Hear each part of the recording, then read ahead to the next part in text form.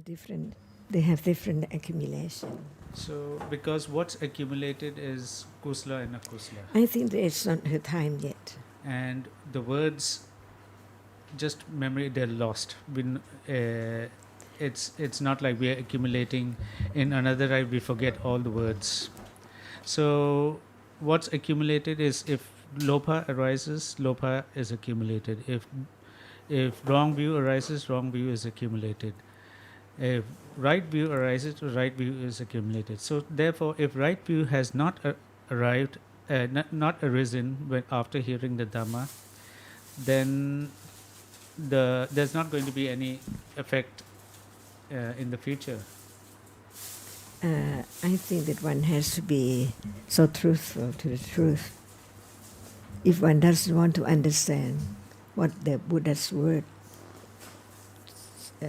mean, then it's useless, because she just like to have her own, like Lopa. And just because she got to hear the Dhamma as against listening to someone else speak, it's the same. If it's Lopa, isn't it? She cannot differentiate the words of Buddha and the others, or she doesn't want to hear new words. Dhamma and so on, Pati. Sundara, she has aversion to the situation, and that's what she's accumulating. Next time she hears the Dhamma, she's going to have an aversion too. No, I'm saying that at least that is going to condition the same in the future. Yeah, I think it's quite complex. I hear what you're saying, and I think what you've made is a very valid point, that all we're going to do is accumulate different types of kilesa, or where we're here or we're not here. What I was saying is that what my feeling is, this is how I see it, that what she heard really challenged her view. It seemed so different to what she's ever heard before, and it seemed to be for her unhelpful and or completely wrong. That's how she felt. So there was a lot of doubt about what she was hearing, Kunsukin. So what I'm saying is that in future, when she hears, say, something similar, it may be a condition for her to reflect in a different way. I don't know. I think the point you made is a good point, but I'm still thinking that even when we hear something that, like I think in the Buddha's time of different people who were told, I'm trying to think of an example, and I must say I'm struggling, but I'm sure there would be sometimes people who had a lot of wrong view in the Buddha's time. And, I think of Mighara, who said to that bhikkhu, I'm not interested in you, and Visakha said to him, please go on, sir. He's eating stale food. So he had a lot of aversion to what Visakha said to him, and then she said to him, well, and he said to her, you speaking very rudely, that's very wrong of you to say that. And then he subsequently went along to see the Buddha, and he gradually understood. Now, I know it's a slightly different situation because he had accumulated also a lot of, he had a lot of wrong view, but also he had a lot of right view accumulated. And there weren't the conditions at that point for him to really understand. And because, of course, I was reading just recently about the 3 different miracles, that we call the Iddhipatiharya, Adesana Patiharya, and the Anusasani Patiharya. The Buddha had that amazing ability that nobody else has got, really, to the miracle of teaching. Anusasani Patiharya. That's the great. And of course, Adesana Patiharya, he'll know you more than you can know yourself. So the conditions are very, very complex, and I wished she would have had stayed. You know, I had strong attachment. I saw her last night and we started talking. She asked me what I was doing and I told her a little bit, and I said, look, if you'd like to come tomorrow, you'll be most welcome. And then she said to me, yes, I'll come. I thought, oh, well, that's good. And so I said, well, please meet me here at 8 o'clock tomorrow morning and we'll go together. And then, 8 o'clock came, she was pretty much exactly there. And we walked, we have to go. So we did a lot of things to go from Vang Lampu to Tongloa. It was quite a long way. And so I was hoping that she would stay, but just the conditions. But there may be some right view accumulated, but there's just not conditions for it yet. See, nobody knows the accumulations. No. And as you say, you wish she would stay. Actually, what you should wish, what's a better thing would be that wish that she had right understanding. Yes. Not just stay. Stay can be with wrong understanding too. True. So we're talking about particular dhammas that have arisen and accumulated. So even though she may have accumulated wisdom in the past lives, we don't know. But what I'm pointing to is that the dhammas that have arisen now, if there's aversion to what's being heard, if there's wrong understanding to what's being heard, that's accumulated. So we know at least that is not going to bring good result. Ma'am, lot of the people see Buddhism as a pessimistic religion, ma'am. Why? Pessimistic religion. Yes, ma'am. What do you mean by Ma'am, that? I mean to it's not a it's a negative, but I mean that to see the most worst thing first, please, ma'am. Not the truth. Not the truth, ma'am. Good, ma'am. Why, ma'am? Everything which is real, no matter what you think. Just to give an example, Ajahn, even the Pope, the last Pope, he said the same thing about Buddhism, that it's a very negative religion because they talk about suffering, the word suffering, and Christianity talks about happiness. That's it. What's the meaning? What's the translation? See, it doesn't depend on the word, but it depends on understanding. For example, pessimist, some think, so it's some. People have different ideas. What do you think? Is it pessimist or what? It's just a truth. You can't Yeah. You can't put that into some kind of a category, ma'am. Explain a little bit more the meaning of pessimistic. It means to see the bad side of things only, not to see the good side, but only the bad side. Enough? Do they understand the teaching enough? Most probably not, Ajahn. For Most example, probably not. they don't know what's meant by suffering. Right. But, ma'am, Buddhism is not all about suffering, It's the truth. Absolute truth. Yes. isn't? The first noble truth. But also there's the other three truths, and the third one is nibbana. But then that's not like saying that, it's also talking about non-suffering. Mm-hmm. It's talking about non-suffering, but it's not selling happiness. It's just pointing out that there is a truth of non-dukkha that does not have the nature. But from beginning to end, the understanding is about the nature of dukkha, the nature of realities. And if that dukkha is understood, it leads to the highest happiness. For example, what do you think about pain? And that moment, it is pessimist. No, but you don't even have to wait to reach nibbana. The difference between a person who has understanding, the person who has understanding will have this impression that it's so good to know. There's nothing better than this. Mm-hmm. So is that pessimist? No, sir, it's not pessimist. And this moment, it's not last. It's a pessimist.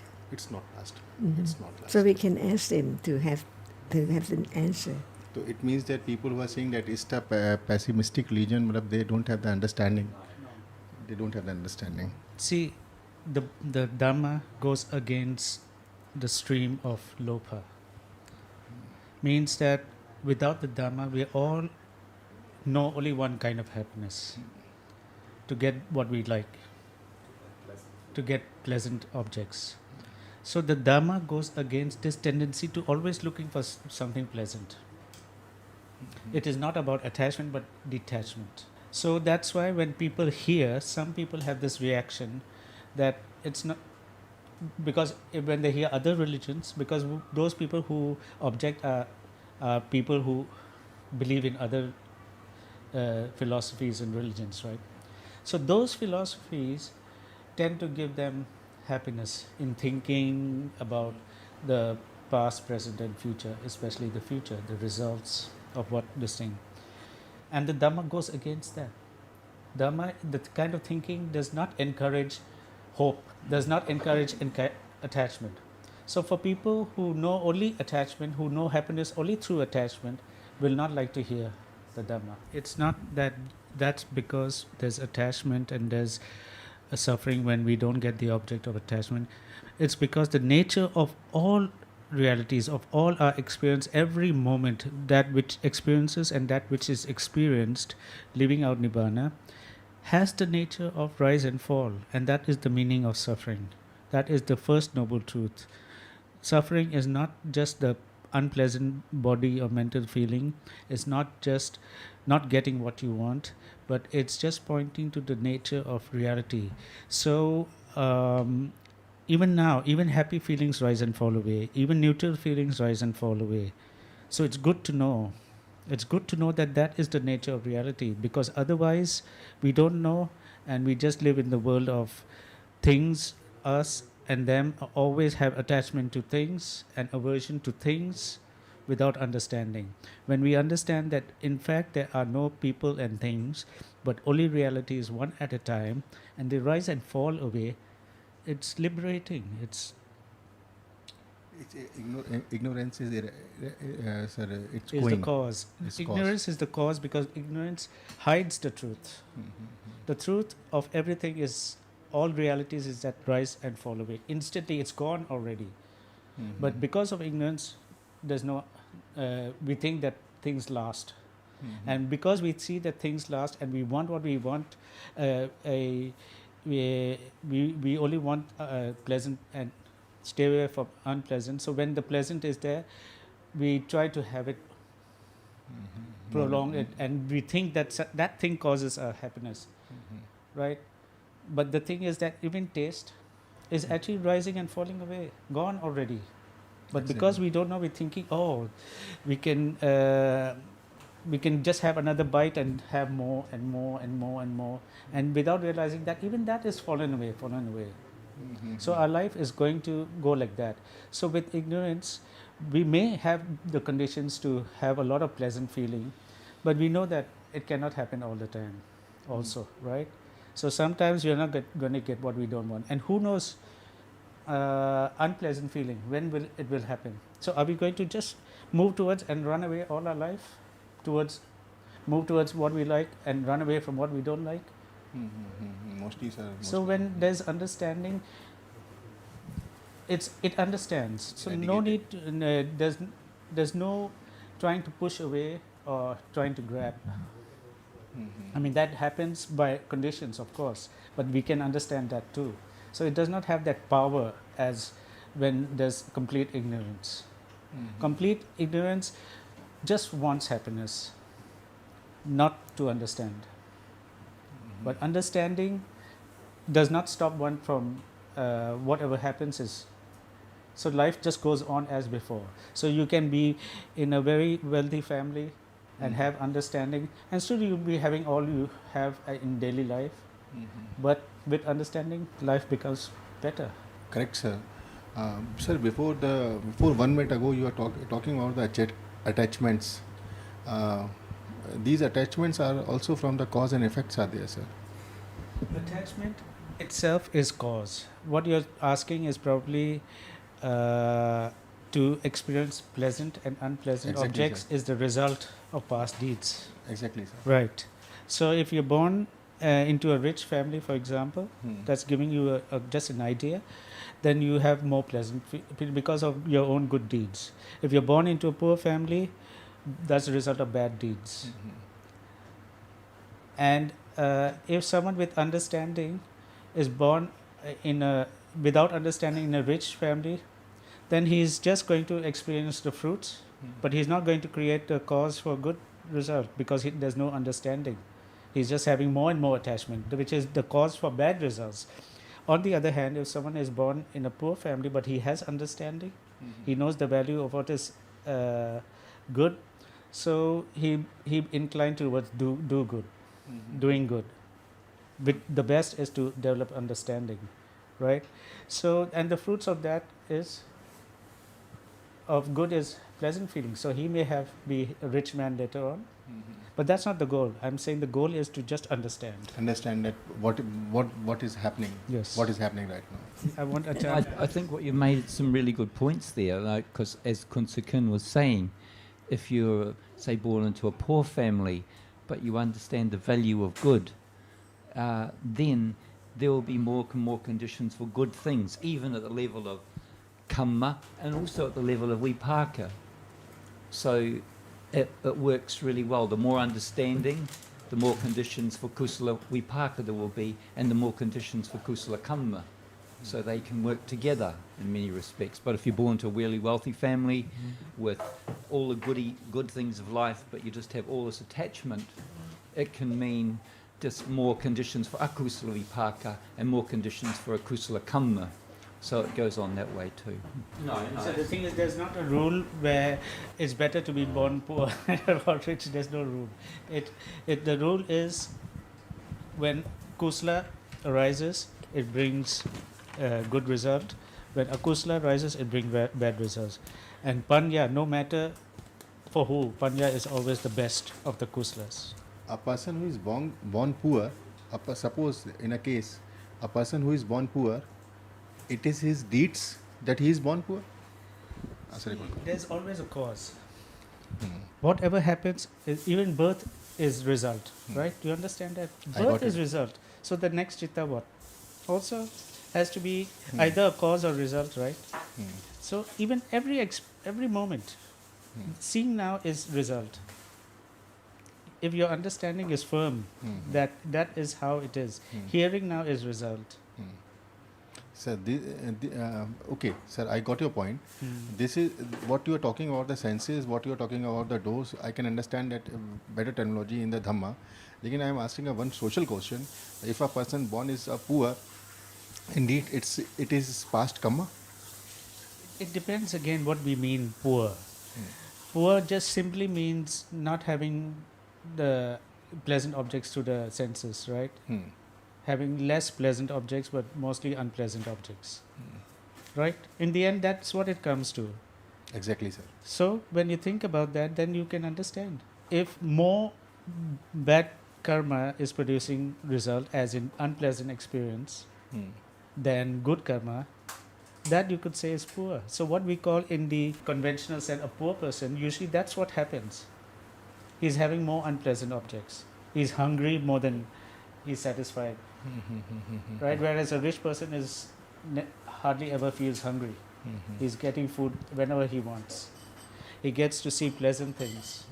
The poor living in a slum around him is not something pleasant. So we can understand that all that is result of karma. So sir, there is one more question that I have never seen rich people donated rather more than the poor people. Poor people donates more than the rich people. Rich people donate more than poor people. The thing is, these are just our own personal experience. I think we shouldn't generalize like that. Right? You've seen doesn't mean that it's the truth. Right? So again, let's go to realities. Giving is a kusala chitta. What we know from hearing the Dhamma, that good deeds comes from good chitta, good mental realities. So dana is a good kusala chitta. It's a good deed. It can arise with anyone, anytime. A poor person or rich person. Same thing, attachment can rise with anyone, anytime. So from outside we cannot know what the chitta is. Only that person can know. So if a poor person, for example, gives because he wants next life to not be poor, that's not giving. right? So we Yes, sir. cannot say, right? So maybe a poor person is motivated to give for that purpose. And a rich person just doesn't have the conditions because of his circle, and you don't know. Maybe he's giving someone else. Maybe Sir, he's giving his knockers in the this thing. Who knows, right? but sir, I've never experienced any Buddhist person giving donations. You mean here nobody gives? Uh, sir, don't make examples like very short examples can make exceptions. Don't make a rule, sir. No, that's what I'm saying. So you've seen, have you considered giving as in this? People coming to you, being courteous, No, have a seat. no. That's also giving, right? Sir, you are again you are quoting that kind of examples, which are the exceptions. It will not make a rule. A general rule is that most of the community thinks, and the word outside the Buddhism also thinks, Buddhism doesn't contribute donations. That is not something I would like to go into. Quote. Go into, because that is just a general. You want an answer for something that because all I can point out to that giving is just a reality. If you agree that, then, and who knows whose chitta is what. Sir, your answer is quite satisfying to me. If But you're thinking that giving has to be something that we can measure, that a Buddhist has given 1 million rupees for this cause, and a Hindu has given 10 million, no, sir. and like that. No, it's like you are diverting my, like you are twisting the things which I am saying. It's not like that. Giving might be a volunteer in the flood relief also. Giving might be the helping the Yes, poor also, yes, yes. and giving might be helping to the Sure. givers also. What are the three senses? So what do you mean when you say that the Buddhists don't give? What do you mean? Generally, it's not. Generally, it's not like in the community. It's not seeing that Buddhist giving to anybody. Like what? What do you see? What are you talking about? I'm talking about the overall whatever the things are there in the giving, sir. So when you're saying someone else gives, a Buddhist does not give, what do you mean by that giving? What do you mean? Sir, Example? For example, if somebody is giving, then he can give moral education, morals to the lot of the publics. He can be come out from his like own what we call it, like own how he can come out from his own place to the common masses. He can come at the main platforms. He can give his knowledge and wisdom to the lakhs and lakhs of people. I have never seen this, sir. Okay, let me give you the example of, say for example, Sikhs. At least my wife prides in that idea, that Sikhs like to help. Whenever there's a natural disaster anywhere, Sikhs go and give food, give this, give that. And what you're saying seems to sound like you see Sikhs doing that, you see Christians doing that, but you don't see Buddhists doing that. Is that what you mean? Yes, sir. I've never seen it. And so your question is, why is there something in the teachings Exactly. that does not encourage the Sikhs to do that, but not the Buddhism to do the same thing as? Yes, sir. So what is it? Ajahn, can you say something? Please. No, not now. What is it Listen. that makes that difference? See, it's like we often talk, like just now I gave the example of a poor person giving. He can give with the idea of a self to do something. So when a religion does not even make that distinction between doing deeds with the idea of self and doing deeds for its own sake, doing good deeds for its own sake, and does not even have the idea, the teachings about the barami, how the good is done with understanding, then you end up doing good just for the self. Now that maybe in the Buddhist teachings you don't read too much about, because in other teachings they have so many examples of people doing sacrificing, doing this, doing that, and helping the poor. They talk a lot about helping the poor. Buddhism does not bring out these things. When they talk about development of right, kusala means kusala chitta. So has to point out first to the reality, not just outward actions. So that already makes a big difference between the Dhamma and other religions. Other religions think good, it means doing good, helping, going out like that. But, and in the end, the Buddha talks about developing your own understanding. So if that's the priority at any given moment, that is the most important. So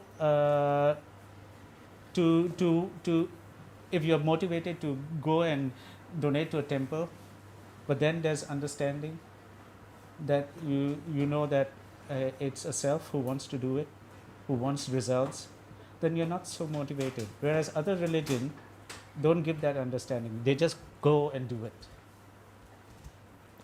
I think that now we do not talk about understanding. Remember that when there's no understanding of realities, we just talk about anything which one doesn't have any understanding, like Buddhist, what is meant, or Sikh, or Hindi. See, no understanding at all. From birth to death, we just talk about many things, not the realities of Dhamma. For example, without citta and cetasika, can they be giving? No, ma'am. And when one thinks that one is pessimist, is there any understanding? No, ma'am. And when one thinks that one is optimist, is there any understanding? No, ma'am. See, we just talk around without understanding about many, many things we don't know yet about the absolute truth. Can citta be Sikh? No. Can citta be Buddhist? Citta is citta. But Chitta itself cannot be Buddhist, but right view can be Buddhist. It depends on how much understanding is there. For example, like donation or giving, sometimes it's like buying or selling. So it's not good deeds, because many people think about the result of good deeds for themselves. No understanding of just not I at all. It's moment of wholesome citta and cetasikas, which motivate the action or the manners of giving. But sometimes it's like just buying, because if you give this much, you want the result of that much, not understanding that there are many degrees of wholesome. Even we give just a little, but with sattva and no stinginess. See, that is different from giving a lot, but just want or crave for the result and think that it's for me. See, just think for yourself all the time. Is that wholesome? So it does not depend on the number, the amount of giving, but it depends on cetasikas, which condition moment of giving. And there's the teachings on the Visuddhi, Sila Visuddhi, for example, purity of Sila. That's when the Sila is known as just reality. It becomes pure. It's not a self who's doing. It's just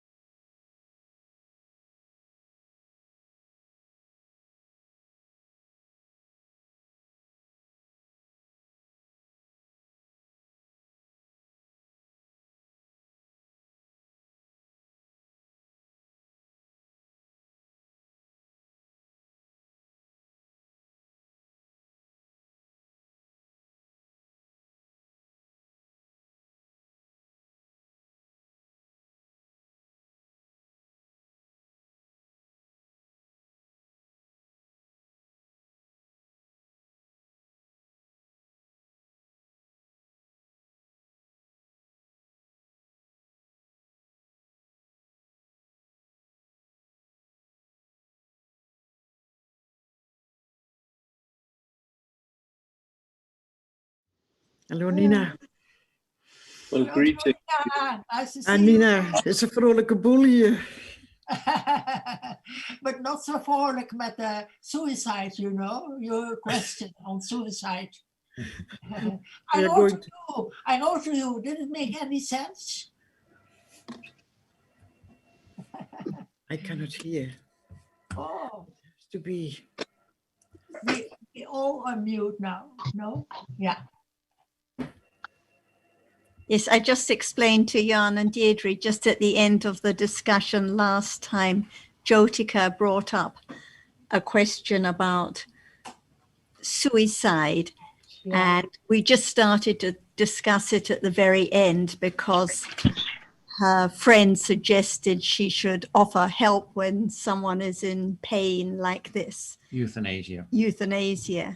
And we had some discussion also about whether there can be compassion for oneself or just for others. Was there anything that made sense to you, Jyotika? Or do you have any more questions on this topic? Yes, I have still questions. Let's just check if Ajahn is here now. Ajahn, are you here now? ค่ะสวัสดีค่ะทุกคนค่ะ Sawadika. Ajahn, I'd just like to mention a couple of old friends of ours are here, Deirdre and Jan, who live in England. They met you once before in a discussion in Hong Kong a long time ago, and we've had a little discussion, but they're not familiar with Pali terms. But anyway, I'm very glad they could join us. And I think Jyotika said she has some more questions. Yes, please. Yes, I think mostly I think it is that I'm concerned about how the thinking about suicide is becoming quite normal. People are just asking, how do you want to die? And so you have to make a decision how you want to die. Kind of. And the Buddhist approach is different, I think. And so I think my question is, what is the behavior? How can I deal with it, with keeping this in mind that we do not take suicide, that it is not okay to do. And it's just coming around that people are just wanting to end their life because there is too much suffering, not yet, but coming maybe when I will be dement, when I have dementia, and this kind of things. And a lot of people are very telling later on, it was so beautiful, she went so calm away, it was so beautiful. And then there's a kind of friction in me. I think that it's a moment of feeling and it's gone. But as long as there is no understanding of the truth, there must be ignorance about life and people and things from birth to death, on and on and on, non-stop.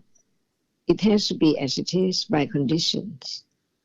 No one can do anything because actually even right now, what is there is conditioned not by me at all, but by its proper conditions for its arising. That's all. Otherwise, who can stop such thought about suicide or about anything? There must be thinking, depending on conditions for each one to think about. So actually, there's no one at all. Even now, no me at all, but no understanding of the truth, and the truth cannot be changed at all.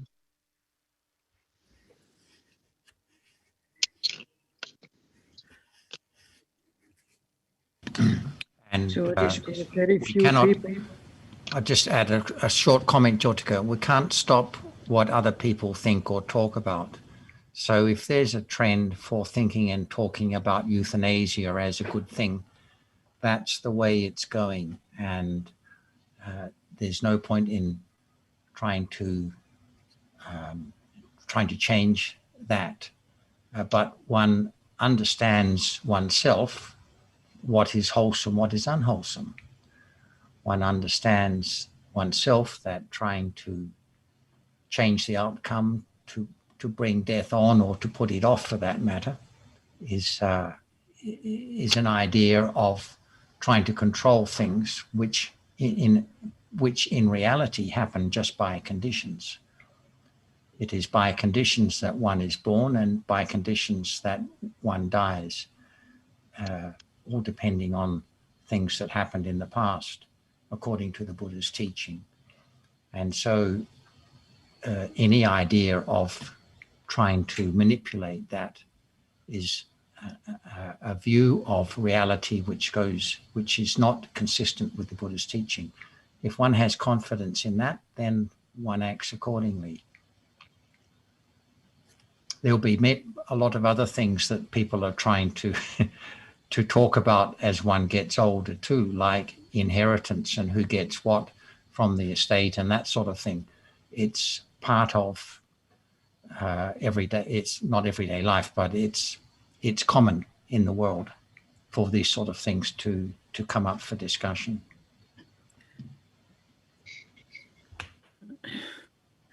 Thank you. I find it so very individual. So if I think that, I don't know, if I not tell what I think, yeah, then they never hear another idea, another, how can it? So if the Buddhist society does not tell about their vision about life and death, keeping silent, it doesn't feel good to me.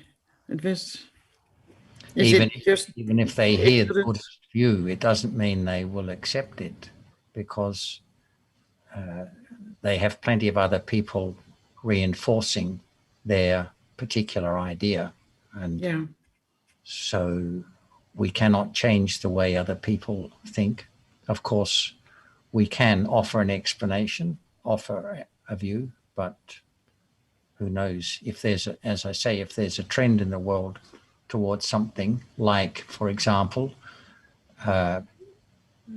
different ideas now about sexual orientation, about gender and so forth, who can try to persuade everyone to think differently on that? It's impossible. It's the way things are going.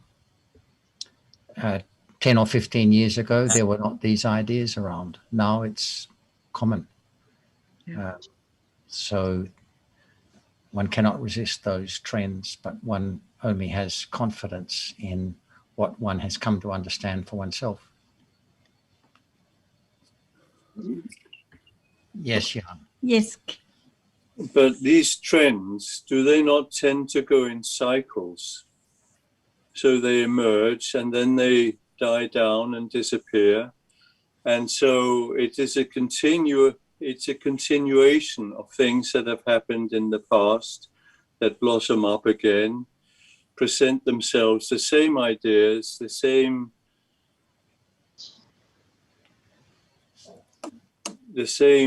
thoughts, the same views, the same social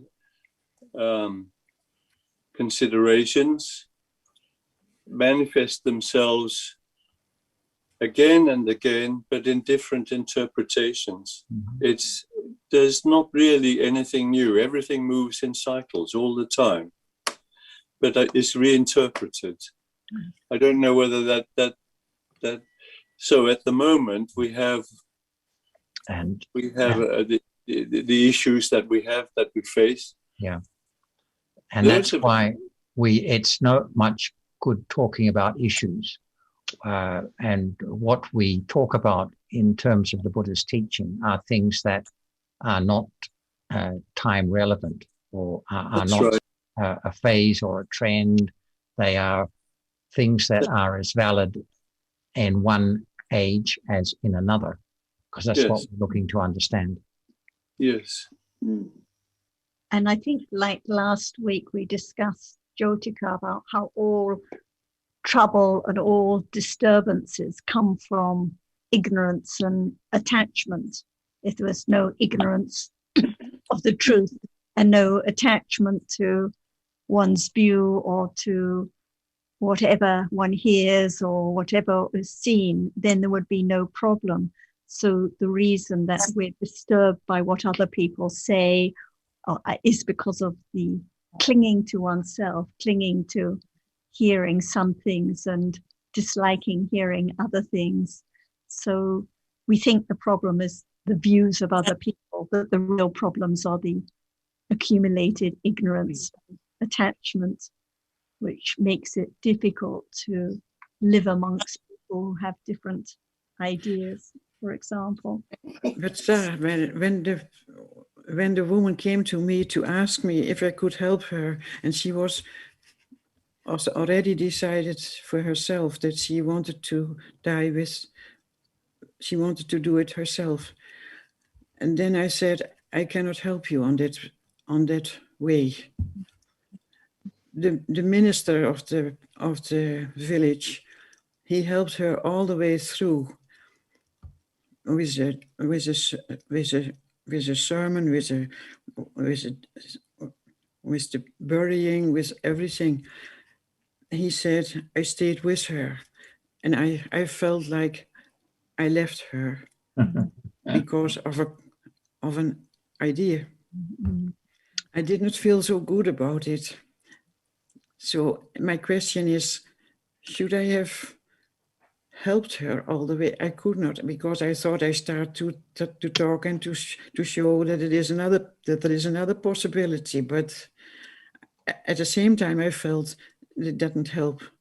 She is so convinced about, but she was a good person. She was a good person, and she was very much praised in the service later and everything. And now still, it was in the paper, and it is such a right decision. And whatever. And I think it just goes to show that conventional values can be quite different from what we understand is of real value in the world. And the other point is that it's all gone now, because at that time you did what you thought is best, just like now we do what we think best or what is most useful, and no matter the consequences. So it's all gone. So the thinking and the upset now about what happened to her, it's the only issue, the only problem is the thinking now, the dwelling on the story, because it's all gone. I found it is gone, but you learn. Ajah's answer was very good, to be a good friend to her, and then there will be conditions to speak in the kind and the right way, no regret. No regret. The regret is the problem now, the worry, the regret, wondering if one did the right thing. And this shows the clinging to oneself. Did I do the right thing? Should I have done something else? It's not the understanding of the reality of life now, because it's dwelling on the story of I and what I should have done. And also one is concerned about how one is seen by others. I did not understand the last thing. We are concerned about how we are perceived by others. So others may think, oh, Jyotika didn't do anything to help, that sort of thing. Yeah. No worry. Is there also a dimension of compassion in it? I thought that the minister was more compassionate than me. We don't compare. It doesn't matter. Well, compassion doesn't depend on the physical act or the conventional act. It depends on the consciousness, wholesome or unwholesome. Compassion is a wholesome mental factor. So no one can say whether the minister was motivated by wholesome mental states or by some kind of wrong view of what is wholesome. Duty. And usually, like now, there are different moments of kindness, moments of compassion. If we hear of others' difficulties, and moments of aversion, not liking it, wanting to end the situation, and moments of attachment. Yes, that's true. Wanting to be kind, so many different realities. So we can't know for another, because usually there's not even knowing for ourselves right now. That's true. That's true. I feel now that it is so easy to talk this way, to hear the answer, but that the answers are so easy. But So that's whatever maybe also the stupidness from me. But it all comes back to this moment for sure, because even now the thinking or the regret, this is the reality now. What's gone is gone. And the kindness was kindness, even if it wasn't appreciated by your friend or the priest, for example. So you suggest just being in the now here, what is now here? Actually, there's no choice at all, because there are just different realities in life now, the seeing now, the hearing now, the thinking, the regret, the kindness. Each one is conditioned. No one can change it or make it different. So there's no choice, but there can be more understanding that these different realities don't belong to me. It's not what I should do or my regret. They are just different realities that are gone instantly, of no importance, because gone. So no point in dwelling on what has gone already. So it's always back to the understanding of life now, at this moment, different realities, those that experience and those that don't experience anything, but none of them are me.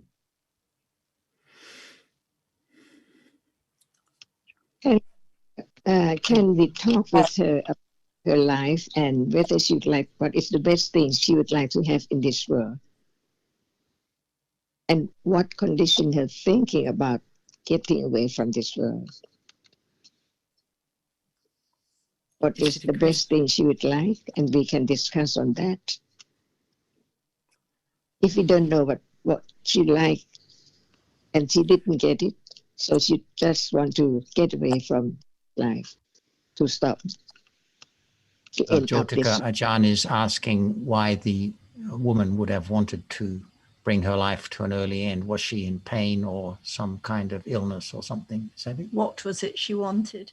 She was very much misused in her early childhood, and sometimes she was mentally, she could not bear it, and then she went free will. She went to the hospital, and then she was taken in, and then after a while she was out for a while, and then she couldn't bear it, and she went in again.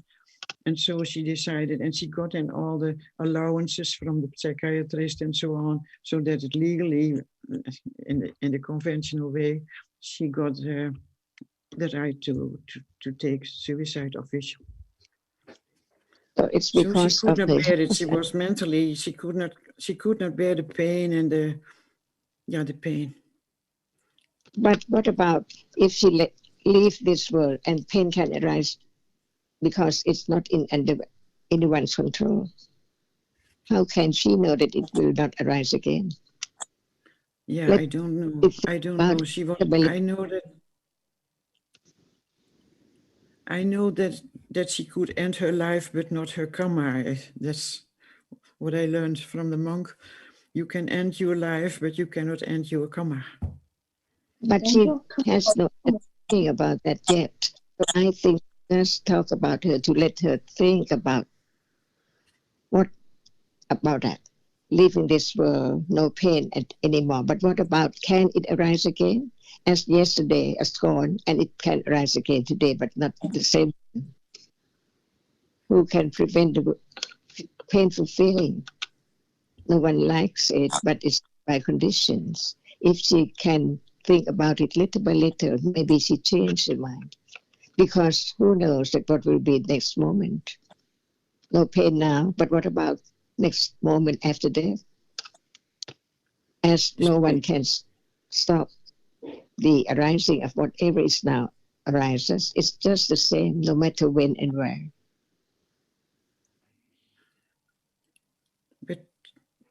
But she does not understand it. I think she thinks that she is in peace now. And But we don't everybody talk in around terms of her. Dhamma. Just talk about the word that she could think about, like seeing now, painful feeling now. It's not yesterday's at all. So yesterday's gone, and what about today? Even she end up her life, what about next moment? Can it rise again like yesterday? No. As that was today, which condition today? So today condition next day. Who can stop Ajahn, seeing that it's there already? Hearing is there. No thought about it. No one has conditions arising at all. I do not quite understand, Ajahn. Sorry. Usually that we talk about life, there is painful feeling, and she doesn't like it at all. She would like to get away from that. But what about painful feeling yesterday? It's gone, and then conditioned for painful to arise again today. So there's no painful today, but what about tomorrow painful? Can it arise after she making suicide or ends up her life? What about what would be next, like yesterday and today? Past life is like yesterday, and next life is today. And if she had stopped the painful feeling yesterday, can today that can be conditioned for painful feeling because no one can make it rise? It's the way it is. So life keeps on. It doesn't end up by death. Like yesterday and today. Can she think about it like this way, little by little? That what is the best thing in life. She just doesn't want painful feeling. But how can it arise? There must be conditions for whatever she doesn't like, but it's there by condition. So for us who have some understanding of the truth of reality, the cause is attachment and ignorance. And it can condition different speech and deeds in life because of ignorance and attachment. Not understanding that no one makes the painful feeling arise. Even we try so hard, the doctor and so on, but there must be condition for its arising as yesterday and today. Okay. So there are conditions that it is arising. Mm-hmm. So there are conditions, and so there will be conditions for her that it is arising. Mm-hmm. Even thinking right now, no matter who's, we take it for someone, but actually it's only conditioned reality. Thinking about the story, see, it's conditioned.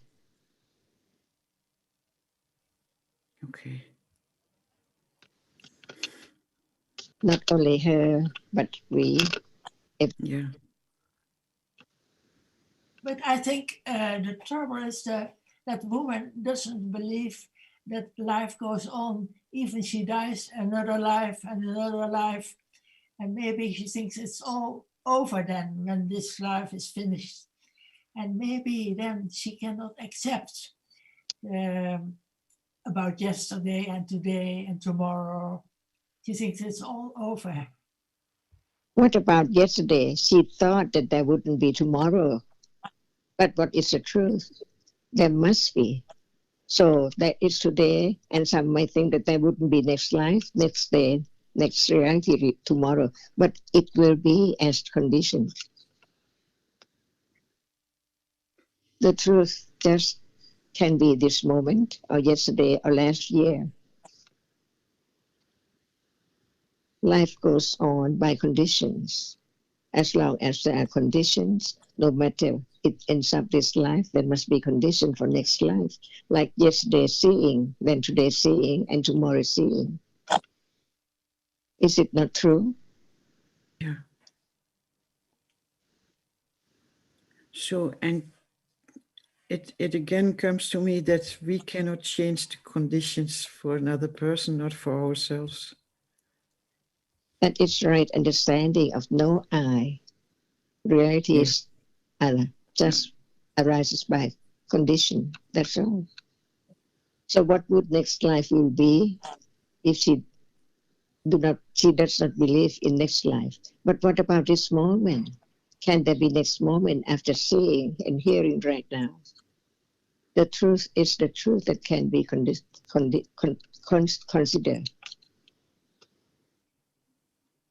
Yeah. No one can escape the way it is, conditions for each different ones.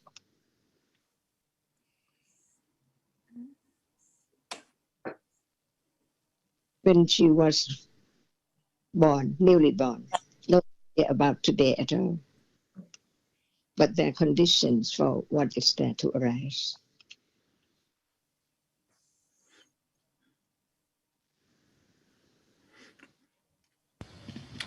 The conditions which apply now to this moment do not stop being conditions just because the end of this lifespan is reached. Because they are conditions, they keep applying. But if at the moment, there are conditions that I can listen and that I try to understand, but the speaking or I hear now is changing in me, is changing my conditions. What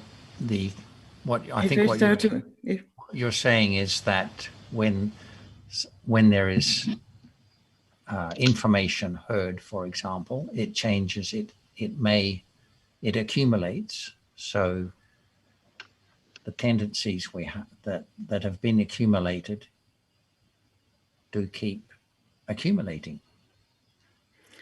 Memory keeps accumulating.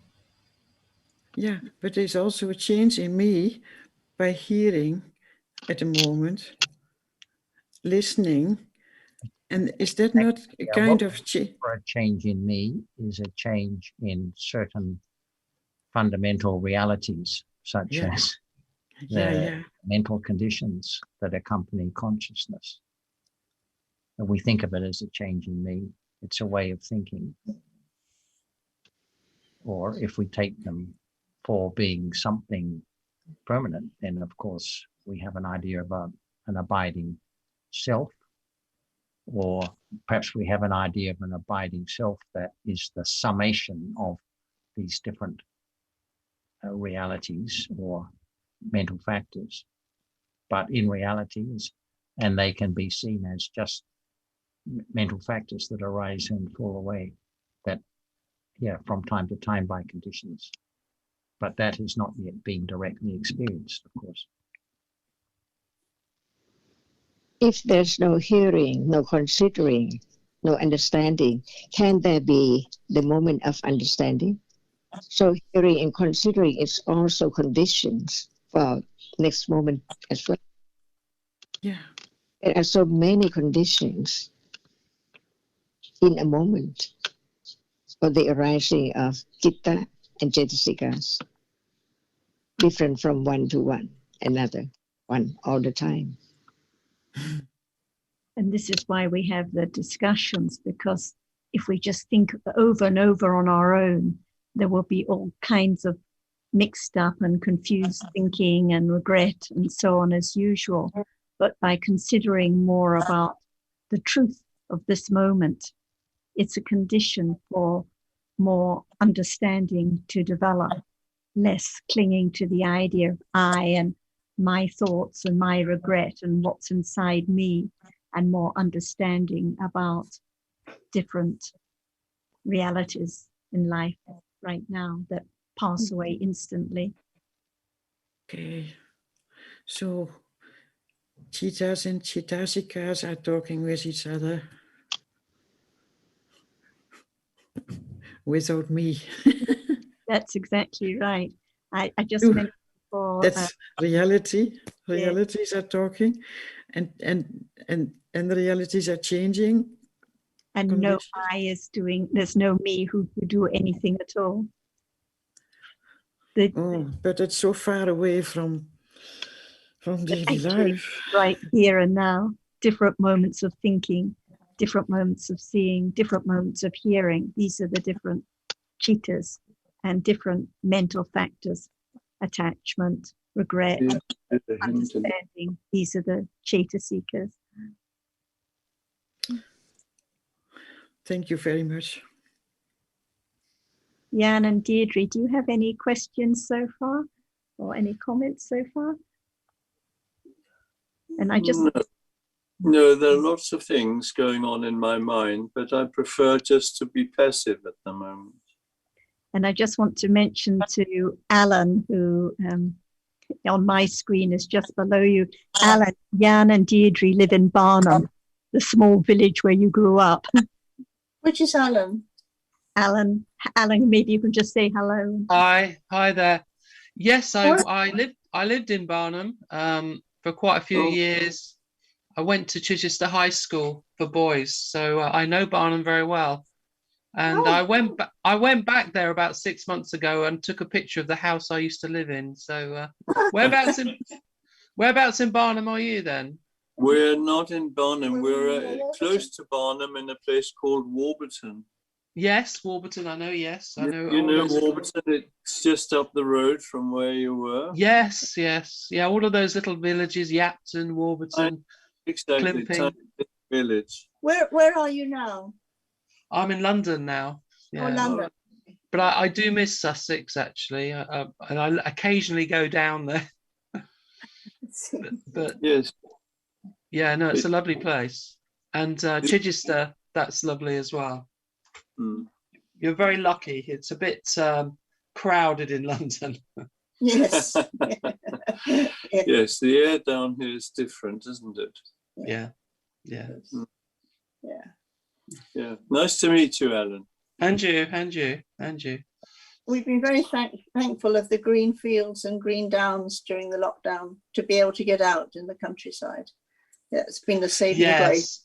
Has really been the saving grace of the time. Yes, it's. I mean, it must be very horrible. I know some friends who have got flats, no garden at all. Some elderly friends, and that's awful. They just say how awful it is being stuck in kind of a one-bedroom flat. Yeah. But no, it's very, very nice. Perhaps that would be nice. Perhaps if I come down once, it'd be nice to meet up for a coffee. It'd be lovely. Yes. Oh, geez. Yes. You're welcome anytime. Get our contact from Sarah. You're welcome. Yes. Okay. I mean, I don't know. Do you go to Chichester very often? I mean. Yeah, from time to time. From time to time. But we haven't obviously during the lockdown, but we will be going. Yes. I mean, yeah. But yeah, be nice to go back. For me, I like driving through Sussex, and so maybe when I'm going down there, I'll give you I'll let Sarah know, and contact you and see if you'd like to meet up for a coffee. Yeah. Alan used to come down to Slindon when we visited Sarah. Discussions. In fact, I thought that perhaps you might have met at one discussion together, but obviously not. Yeah. Yes, we were at school together, so we've known each other a long time. Oh, see. Yeah. All right. And Alan, how would you, what would you say to Jan and Deirdre is the most useful thing about having these discussions about the Buddha's teachings? It's a very gradual process, but it is very valuable to learn about what life is now, because it's the essence of what life is, but in a different way to what we're used to learning. So we have an idea from science of what we are, but this is another way of learning, and we're really learning about our emotions, about who we are in the present moment. But it takes time. It's a little bit here and there, but without discussion, it's extremely difficult to understand. If you just went straight into the teachings of the Buddha without any help, that would be very, very difficult. So yes, I find the discussions extremely valuable to help understand who we are, and that understanding just makes life easier. So I don't think should be any expectation necessarily of having less suffering or less anxiety or less depression, but it will make life a little bit easier over time, little by little, but very valuable for sure. Yes, you say little by little, because we ask a question to Ajahn. Then Ajahn explains, and there is a lot of information, and we can't take it in all for the first time. We cannot expect to understand it the first time. So that is why, Alan, your clips are so valuable, so that we can listen again and hear again, because that is the way that it becomes a little bit clearer.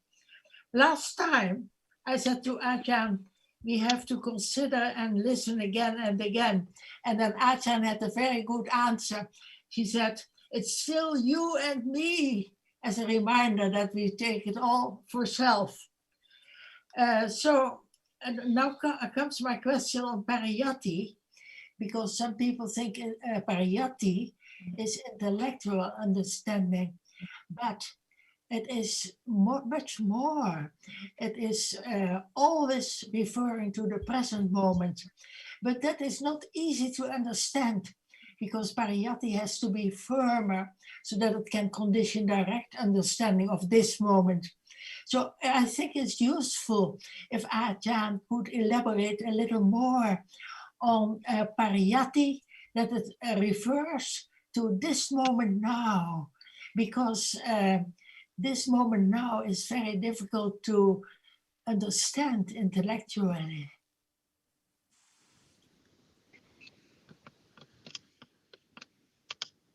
In order to understand it, it's changed the world, because we take the world for many, many things around, but actually just a moment. How can there be people and things and building and so on? Impossible. That's why the way it is very subtle, very profound to understand the truth of just what is there now, even now, as it is, just a moment. We can think about seeing because there is seeing right now, but what the understanding of seeing as it has arisen by conditions and form, never to return at all, and what appears is only the succession of the arising and falling away of our different dhammas, different realities, which is conditioned to arise, not at anyone's will at all, but by its proper conditions, just to arise to be that, only that. That's why we learn to understand what is there now, little by little, as different things, like hearing and seeing and thinking. They seem that they are there together, but in truth, how can they be seeing to experience sound? Impossible. So that moment which whatever now appears as different things must be so very rapidly arising, and then the succession of the new one covers up the truth, that which appears just then gone completely, never to return. Only the nimitta, the succession of the arising and falling away, condition what appear as shape and form of a thing, something there. Even we don't know what is it, but it's a thing there, because that does not appear as, it's just appear and disappear and nothing. And why that cannot appear as it is? Because it arises and falls away so very rapidly. Thinking about that which can be seen is reality. It's real because it is seen now, but before it is seen, it has arisen and hasn't fallen away yet. And then it impinges on the eye base. At that moment, the eye base cannot experience, cannot see, and that which impinges on it, it's not that which sees or experience, but it conditions a reality. No one can stop the arising of that which just arises to see and then gone. See, only to see, only that which impinges on it. But the world appears so big and many things, many people. So how different realities arising and falling away in succession so rapidly, beyond anyone can imagine. and that is true or not. It's not just follow it, the idea, but is it the truth? Because that which is at the back doesn't impinge on the eye base, so they cannot be seeing what is there at the back at all. And as soon as one closes one's eyes, no one at all, no thing at all. But as soon as one opens, it is the word, like the word of magic, not appear as it is, as nothing, but it appears as many, many things. Even what is said for eye. What is that? Who knows? If we haven't listened to the teaching about what is there now, as it is now. Hardness is there at moment of touching. There cannot be anything with it at all, because just that which impinges on the body sense condition the arising of the reality, which just arises to experience it and then gone. See? And this is what we haven't heard before or understood before until the enlightenment of the Buddha, with his great compassion. He understood that everyone can develop, can implant the truth as it is that which appears, but it's not as it appears. So there can be less clinging and ignorance to take it for something like now. Little by little, very easy life. No one has to do anything but understanding the words of truth of whatever is now appearing, and know that why it does not appear, because right understanding is not enough.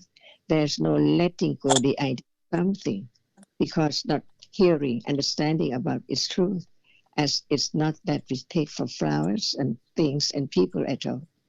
Only that the breaking world all the time, from moment to moment, no more, gone completely. We might have heard about the Four Noble Truths. The first one is the dukkha, that which arises falls away. And it's only the idea, that which is, but it's this moment that is seeing. It appears because it arises and then gone. No thought about it at all. As the way it is, just take it with ignorance for I, my life, and so on all the time. So learn to consider the truth, study the truth, which is now here, so very close. We don't have to go anywhere at any time. Hard there. Only when the experiencing, the body consciousness experience it. If there is no arising of that which can experience hardness, hardness cannot appear at all. No way, no conditions. And this is life. From moment to moment, not more than this, no matter what, it's conditioned to arise and falls away. That's why each life is so different.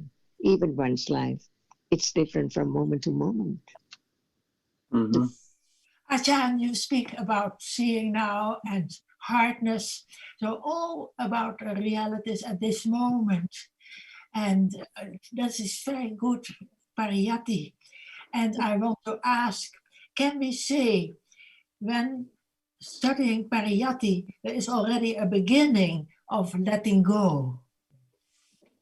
Yes, otherwise how can there be the understanding of no I? Because there are different chittas, different cetasikas, and different rupas. No more. Only that.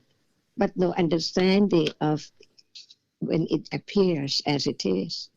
We just think about, we understand that no me, because it is that which experiences, which like or dislike, and that is hard and can be seen and heard. Only that which is so true.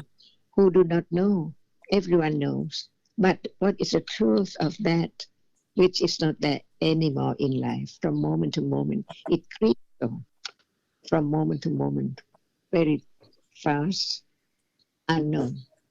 That's why it appears as something, the nimitta. That's why we learn to understand that we live in the nimitta world. No understanding of the truth that actually that which appears arises and falls away all the time.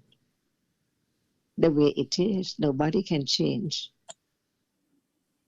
Nobody can make anything to arise because actually there is no one, only the arising of conditions from moment to moment. And that is meant by enlightenment, the truth, the absolute truth, perfect, absolutely truth. Is it not true? Just learn to understand the truth of life, truth of the world. It is quite, can be known, like being born and then die, for everyone, no exception at all. Even what we take for the Buddha, his our whatever arises falls away. So there is only clinging in this life because not understanding the truth of it, taking it for something permanent, I, he or she or thing all the time. Like this life, nobody can stop until it's there. And right understanding begin to study, to understand the truth of it, that it can be taken for anyone at all. For example, seeing right now, does it belong to anyone? It's gone completely. So actually, there's no thing and no I at all. When reality appears as just one, there can be more understanding, more confidence of the truth, that is only that one. It cannot mix with the other. Like this moment, seeing is not hearing, it's not thinking, it's not like or dislike. It's so true each moment. But the ignorance and clinging and taking for something is accumulated for quite a long, long time. Just hearing about the truth cannot let go perfectly, completely the idea of self. Just begin to learn to understand, that's all. Until it can be direct understanding by conditions. Because of the accumulation of understanding, it's enough to condition this sudden moment pop up, the moment of it's there as just a reality, only one. But before that, there must be a moment of awareness of the characteristic which is now appearing. For example, hardness is now appearing as usual, as before. No understanding or beginning to be aware of the truth that is there, and it's not that which experiences. Because before that we think I experience hardness, but actually the experiences, the reality, which is conditioned to arise to experience hardness, perform its function, that's all, and it's gone instantly. No one. So implanted understanding of no thing and no as it appears, because that appears to ignorance and attachment. But when it appears to panya, it's quite different from what it is taken for something as flower or bed, window. Actually, what is there is only that which can be seen. Only when it impinges on the eyebase, how little it is, how light it is from moment to moment, unknown. But this is the way it is, and that is the enlightenment of the Buddha, who has developed long time to be able to understand the truth directly, absolutely. So he could teach about what he had experienced, enlightened to the other, to teach the way or the path leading to moment of enlightened truth of whatever appears now. Even Sariputta didn't know what would be the object of his enlightenment, but he had accumulated lots of understanding of letting go because of understanding the truth. So when it's time, Anya condition the moment of popping up to understand that so very clear, not as when it is covered with ignorance as something together, not together, never together, but even one. It's not just only one, because the rapidity of the arising and falling away is there. But that can be known as a characteristic of a reality. That's why we learn about what are there now as realities. Otherwise, there cannot be the understanding of no one, no thing. There must be the idea of self who see, not understanding the moment of seeing it, what it is, as it is. Conditioned to arise by that which impinges on the eye base. Without the eye base, without that which impinges on it, seeing cannot arise at all. And the object which is seen is different by conditions. Each moment is by conditions and not just one condition. Even seeing, not even one. Without the eye base, there cannot be seeing. So eye base is a condition. Without that which is real, which can impinge on the eye base only, it cannot impinge on the other sense or base at all. It's real because it's now appearing that it's there at moment of seeing only. So the truth is there all the time. After hearing the truth, one begins to study the truth as it is, with the understanding little by little that actually there is no one there at moment of seeing, no one there at moment of hearing, no one there at any moment, thinking, liking, whatever is there in life, as usual, very normal. I agree with you completely. And not enough, see, because at this moment, the understanding of seeing begins to know, but the truth is that the seeing is not that which is seen. At moment, But that is it, what you're talking and describing to us is a lifetime event, is it not? It is something that you have to. It's a state of being that will only develop completely until the end of your life. I'm not explaining it very well. It's not.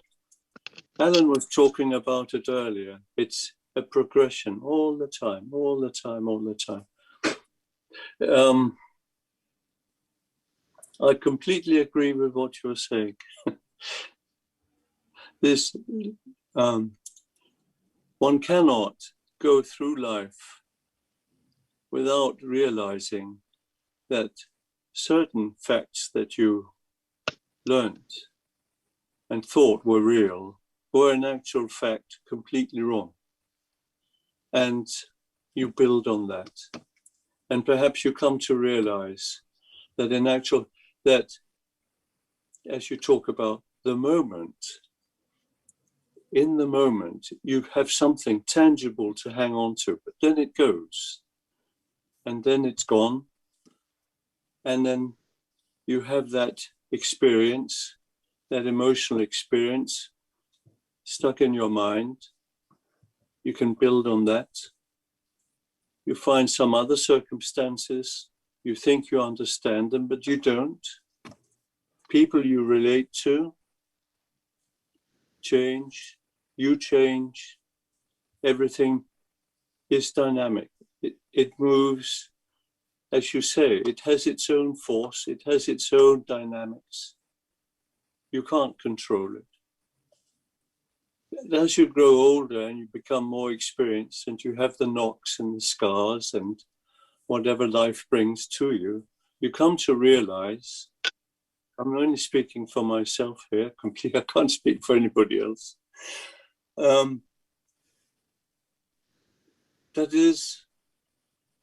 it is a wonderful experience. It has a beauty all of its own that makes life worth living. And completely. I think, Jon, just before you came in, Ajahn was saying that the seeing is not the same as the seen. And I'm wondering if that's something that you've considered. Yes, of course, because the seeing, I can illustrate it very simply. I knock on a table, it's solid,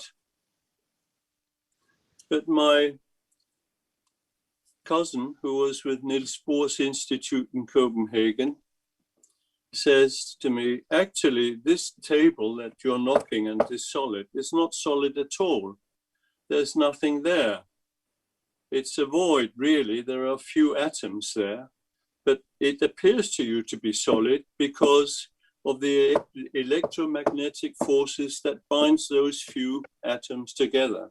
And that gives for you an appearance of solidity. But in actual fact, in the scientific world, there's nothing there. But you see it and you feel it and you touch it as if it's solid. Now, what is the reality of that moment when the solidity comes into contact with the body? Jonathan, this is what I'm saying. For me, when I touch that table and I knock on it, my hands hurt. That's an experience. I can cut it with a knife and it has a dent in it, but then my cousin is telling me that I'm cutting into nothing. So what am I to believe?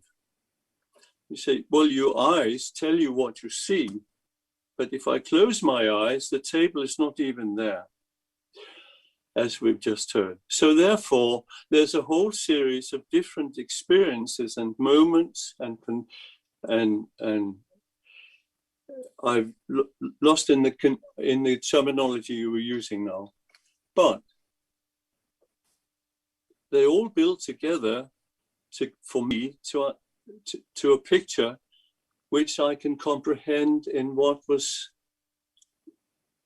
just being said earlier,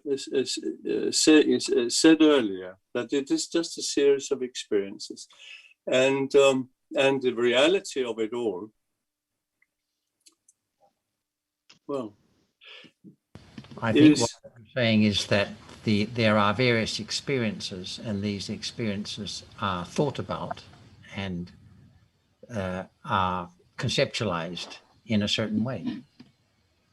Yes, but then they change because other experiences and other conditions that you come across tell you something different. So therefore your past conclusions, if you were to make any conclusions about experiences, are wrong, right? So therefore, or they contradict, one experience contradicts another.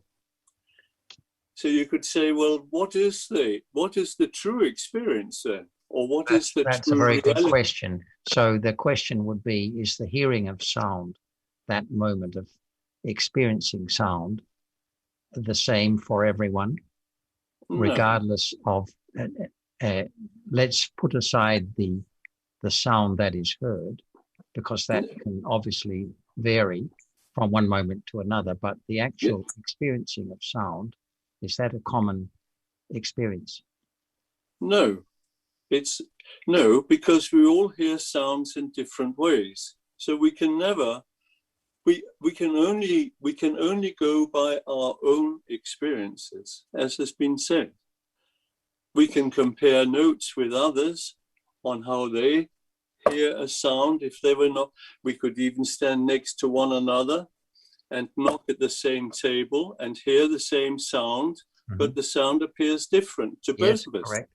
That would, but let's, is there any common truth to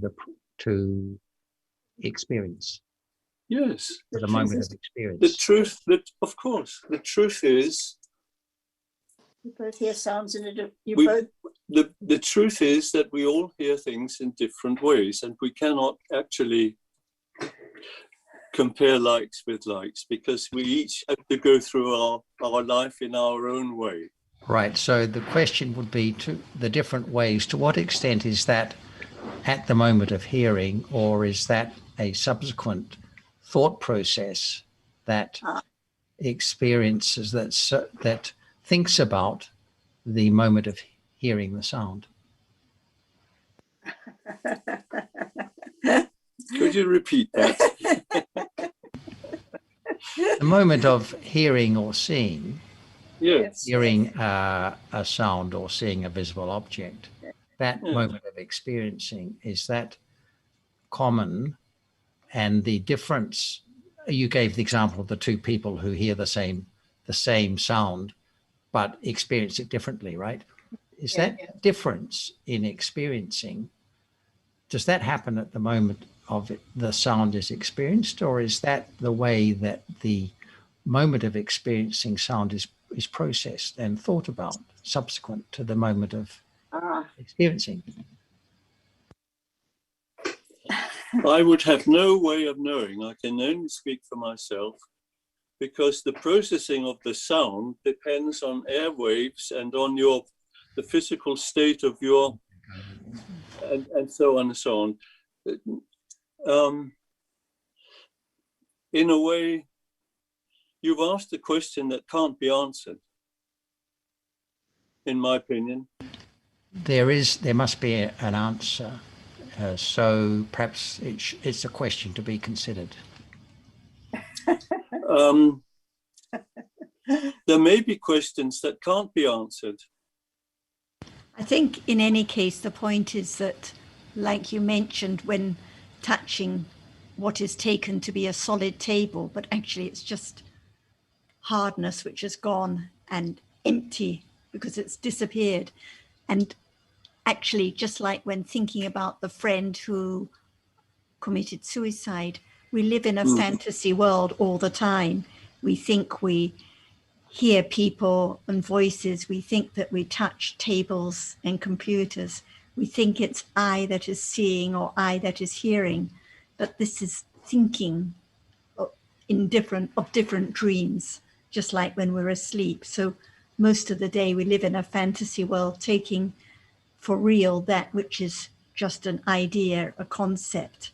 So what we're learning about here, or through the Buddha's teaching, is to distinguish between that which is real, the seeing now, and that which is a fantasy, the idea that it's I that sees.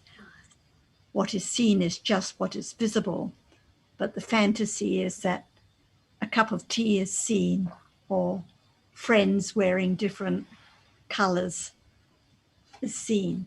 So usually we live in the world of thinking about different dreams, not understanding that what is heard is just sound, what is touched is just the tangible object that is gone instantly. And the reason we learn about these different realities is to begin to understand that in truth, there's no one there, no I that experiences, no I that has regrets or thinks this way or that way. There are just different moments of seeing, different moments of thinking, different moments of hearing that are all gone instantly.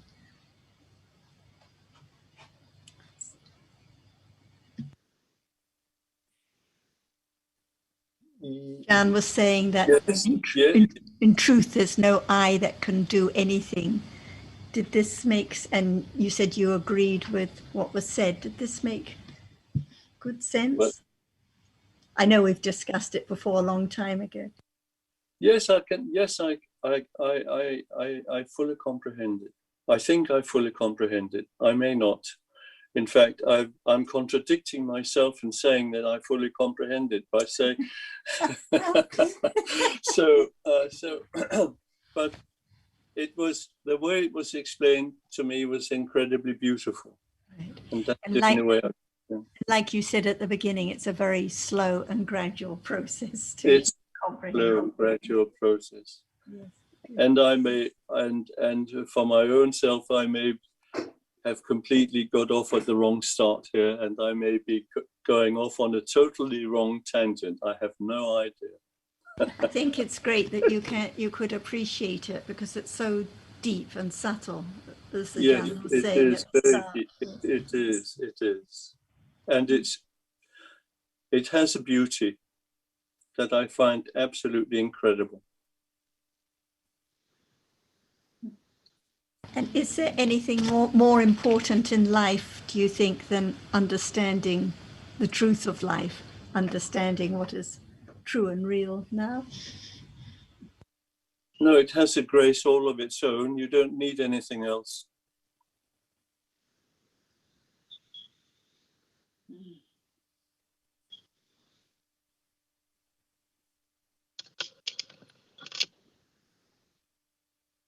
What else is there? Actually, nothing else apart from Quite, what is real at this moment, to be quite, understood or to be experienced in ignorance, that's all. Yes. quite. Ajahn, did you have anything more you'd like to add to? No, I've taken far too much of your time. Thank you very much. It's been a real pleasure, and thank you very much for letting us participate. Yes. Thank you. I hope we may be allowed in again. Yes. Very welcome every time. Thank you. And Ajahn, did you? Good to have you you here. Yes. Yes, you too, yeah. Good to see And you. good to see you too. And Ajahn, did you have anything more to add to Jan's comments? Yeah, I would like to understand each word clearer. For example, what is meant by beauty? Pardon? What is meant by beauty? Yes. I don't think that can be described in words. I think beauty is in the eyes of the beholder. It's gone, it's here and gone in a moment, as you would say. And so it is a state of being. It is an emotional experience, and it's not. It's a spiritual. It's not. It's a point in time when everything falls into place, and you're in a state of total acceptance. Are you talking about moment of seeing things, of seeing the beauty of the world? Experiencing it. Yeah. With your whole being. But in truth, what is the absolute beauty? The truth or not the truth? I don't know. Because nothing can be as beautiful as the truth.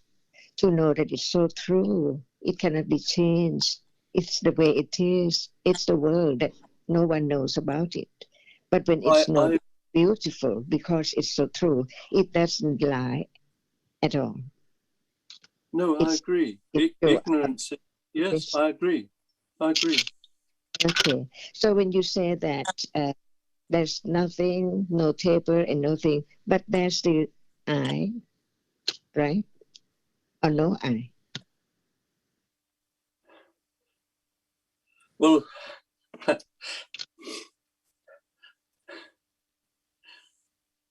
right now, see? They are two different issues. They're different issues. My senses tell me that there is a table here, but in fact there may not be one. May not, or the table is seen now is not the same table is seen a moment ago. That's true. But the truth can be directly understood, experienced. So that's not the theory and listening and understand concept, but the truth now can be directly experienced too.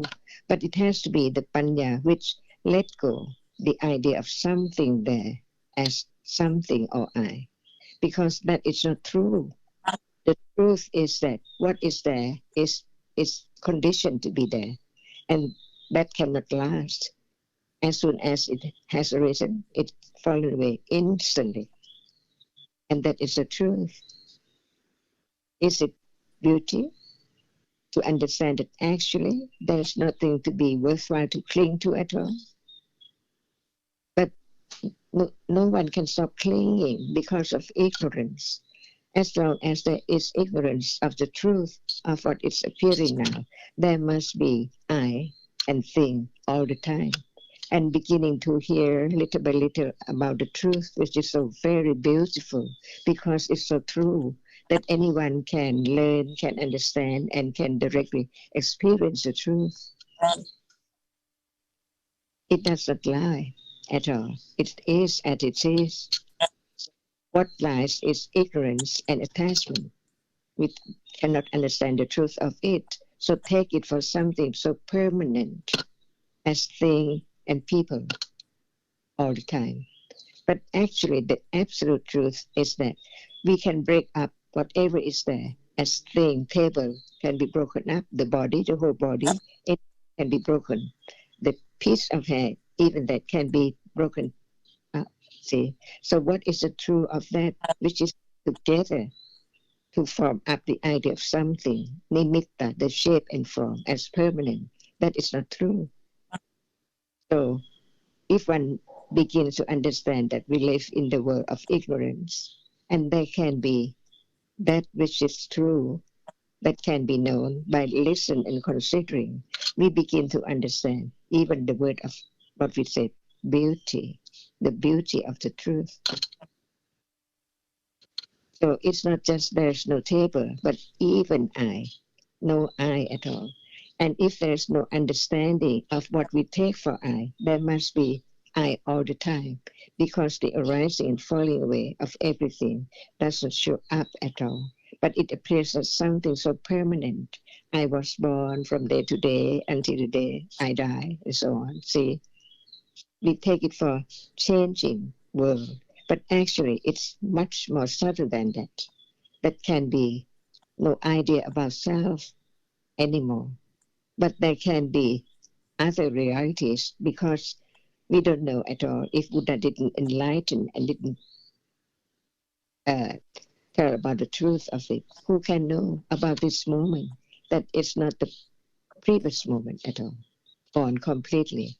And if that is not directly experienced, they cannot let go the idea of self, no eradication of that which has been long time ago implanted. But now the understanding is beginning to be implanted, to know that actually the truth, the absolute truth is that there is no one, only the arising of whatever is there by conditions. While we are talking, there is seeing, and seeing who can condition it to arise at all? No one, but it's there already. So we don't have to do anything, because actually learning to understand that what we take for I do is what? Buddha taught about the truth of everything.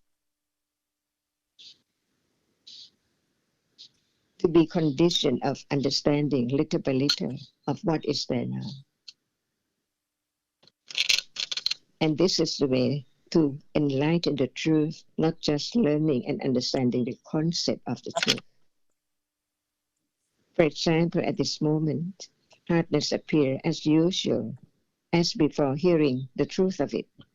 It's hard all the time, because it is a reality which is there by conditions. We learn to understand the conditions of whatever is there, to let go more clinging, the idea of clinging to self little by little, better and better,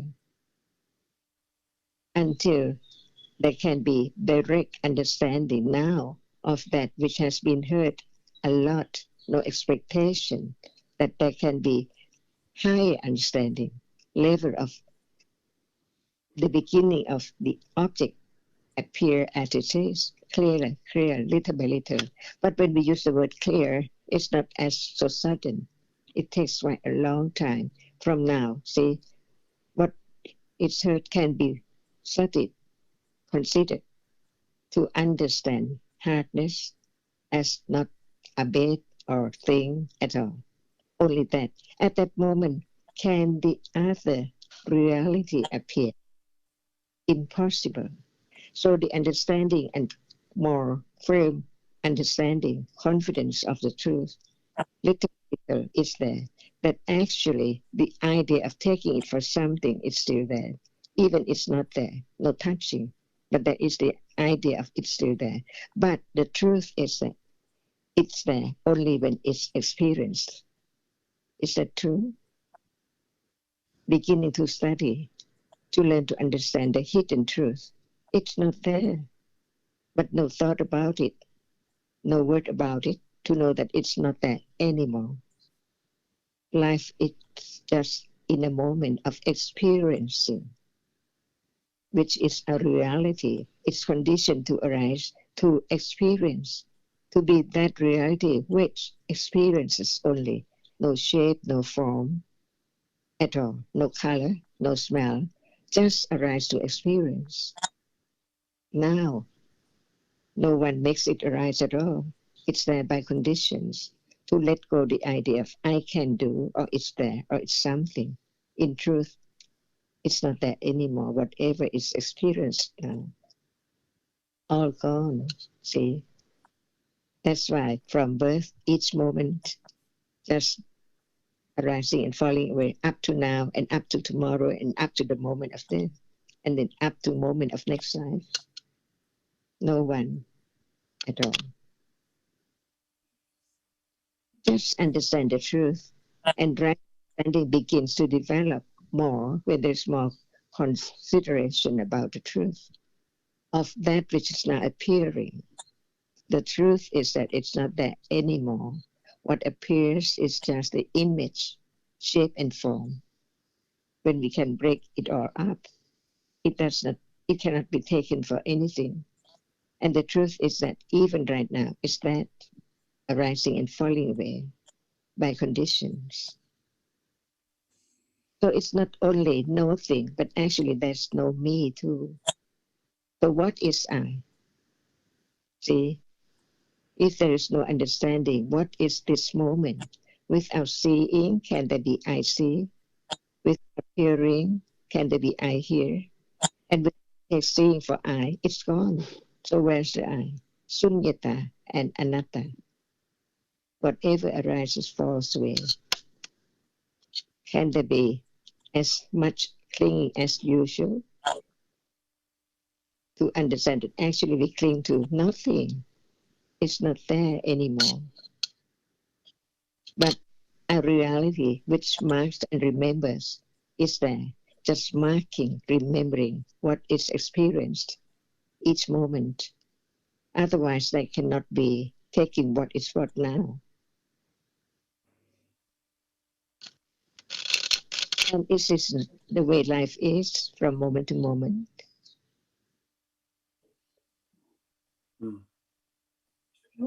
Yeah.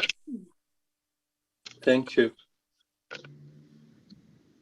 So I think that listening is not enough until there's more confidence of the truth, which will condition moment of direct understanding. By conditions, no expectation. Otherwise, there must be the clinging to the idea of self, as I can do, or because of I do this, or because of I do that. No I, only different conditions. So we learn about the truth of the reality which can experience and that which cannot experience.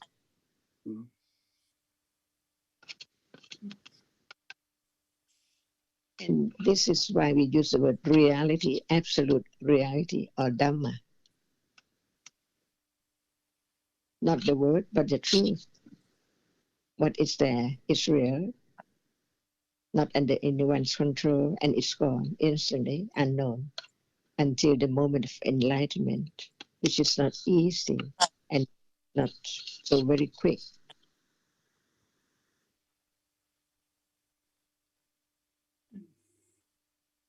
Is that true or not?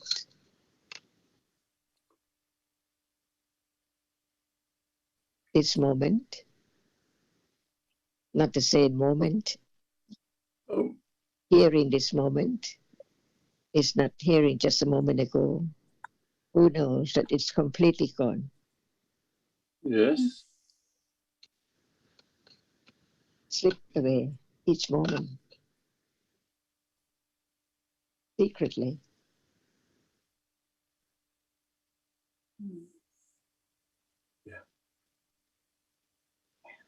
Yeah. understanding of that which we'd like to let go. It's impossible. If we don't know, how can there be the letting go, clinging to that object? But when there is the understanding of such reality as it is, as not self, not thing anymore, that moment of understanding begins to let go, little by little, from a moment of hearing about the truth, the beauty of the truth. It's not ugly, it's so true, so real, so true, very truthful.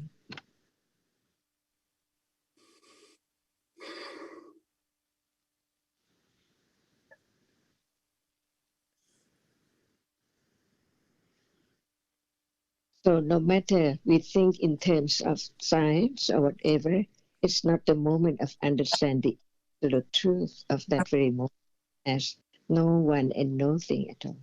Thinking is thinking about many scientific subjects and so on, but it is that which is conditioned to think. Well, the other moment of the other people, what we take for people and things, have different ideas and thinking, see, all by conditions. That's why people are different in all aspects. But they are permanent at all, no one at all, only different realities. There's only once in samsara, no matter how many circles of life, birth and death goes on. Only once. Seeing now is only once in samsara. Hearing now is only once in samsara by different conditions for its arising, which cannot be same, because even the conditions arises and falls away.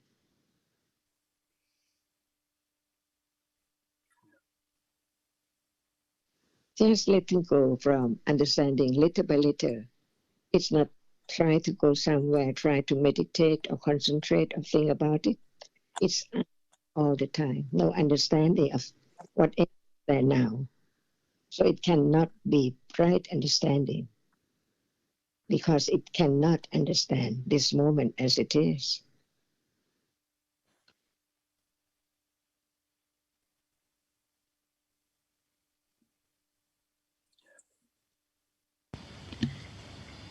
Jan, when Ajahn just mentioned samsara, she's referring to the cycle of life and death. So like we discussed at the beginning, life continues on moment after moment after moment. And the last moment of this life is followed by first moment of next life. So life goes on and on. So this is the cycle of birth and death. And the point is that each moment of seeing or each moment of hearing now is gone and will never ever occur again. So whatever arises is gone forever. Mm-hmm. So Mm-hmm. just arising once in the cycle. And yes. a few times she's mentioned the word panya, which is understanding. You may know that. So we're talking about development of panya, the development of right understanding. Insight. Or insight. Yeah. Yeah. Yeah. Well, I'd say thank you very much. I think we better depart. And it's been very nice and enjoyable seeing you and hearing what everybody's been saying. Yeah. Yeah. I hope we can come again. Can we come again? Joining anytime. Very well. Please join in Feel again. free to come and go. Come and go as you like. As convenient. Yeah. Yes. Thank you. Okay.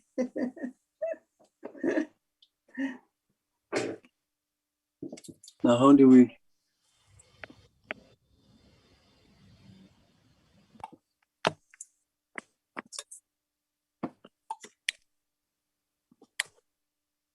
There's in the bottom right-hand corner, I think. In the bottom right-hand corner, it says leave. If you click on that. Yeah. Thank you.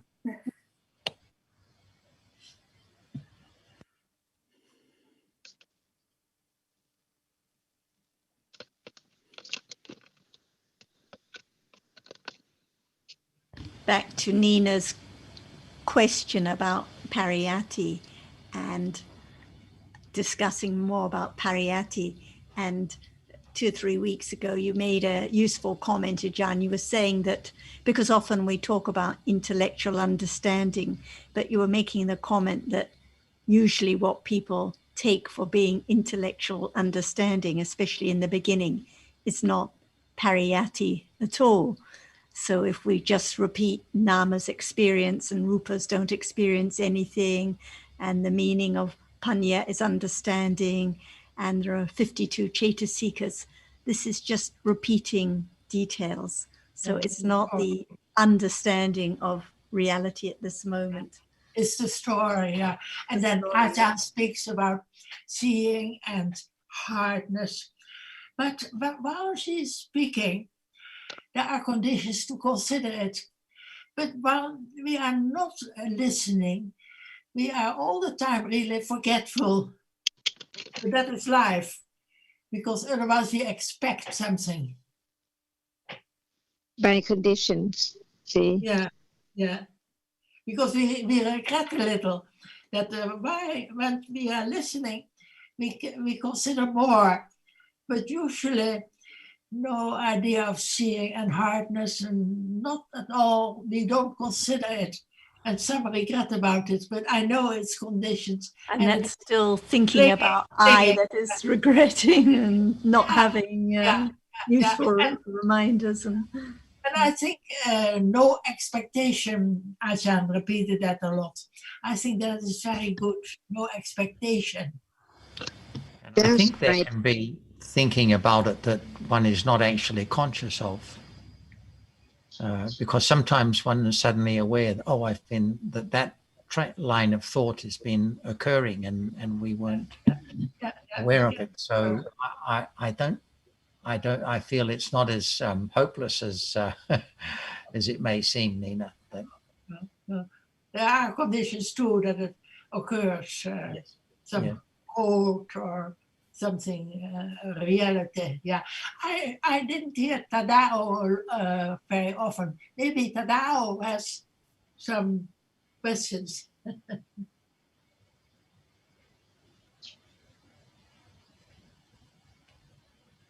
Just before Tadao starts, I think Ajahn was just about to say a bit more to what your reply to you, Nina. Were you going to just add a little bit more before Tadao starts, Ajahn? When reality does not appear as it is, who knows that how much understanding is developing to condition that very moment from pariyatti into patipatti. That's why the understanding of no self must be so very, very firm and confident.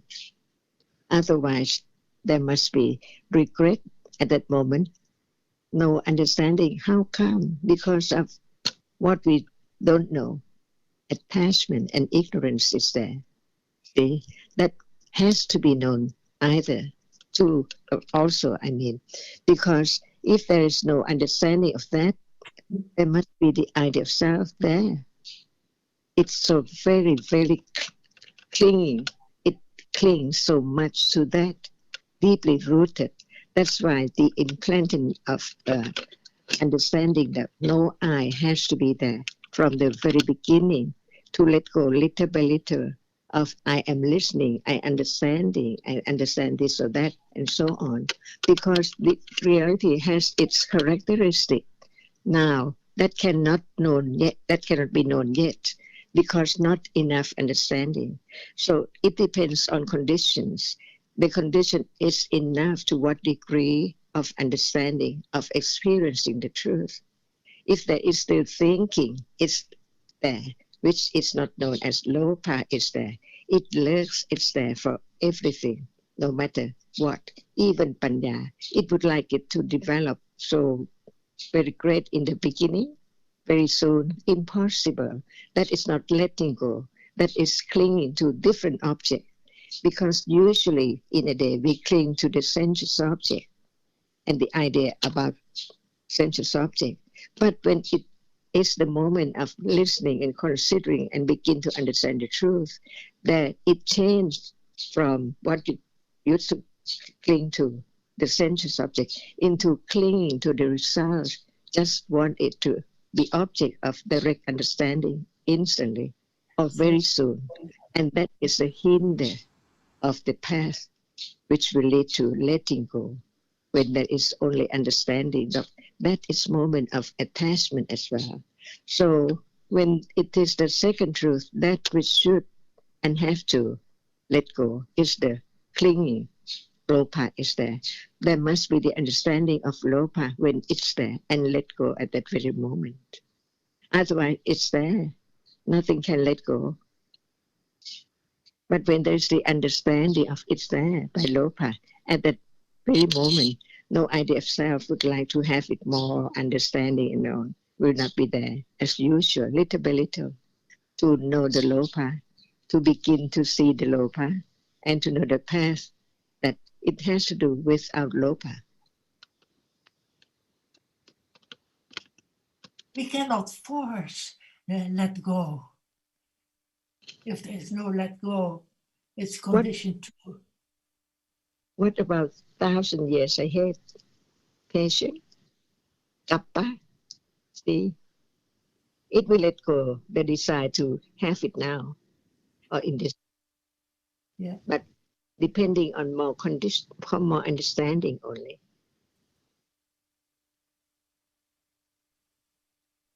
If there's no understanding and just wish and want to experience it, impossible. Ignorance and attachment is there, hinder the way, develop the understanding from moment to moment by conditions too. The panya of the kindergarten student is not as the one who has been developed or learned so much to be doctor or whatever.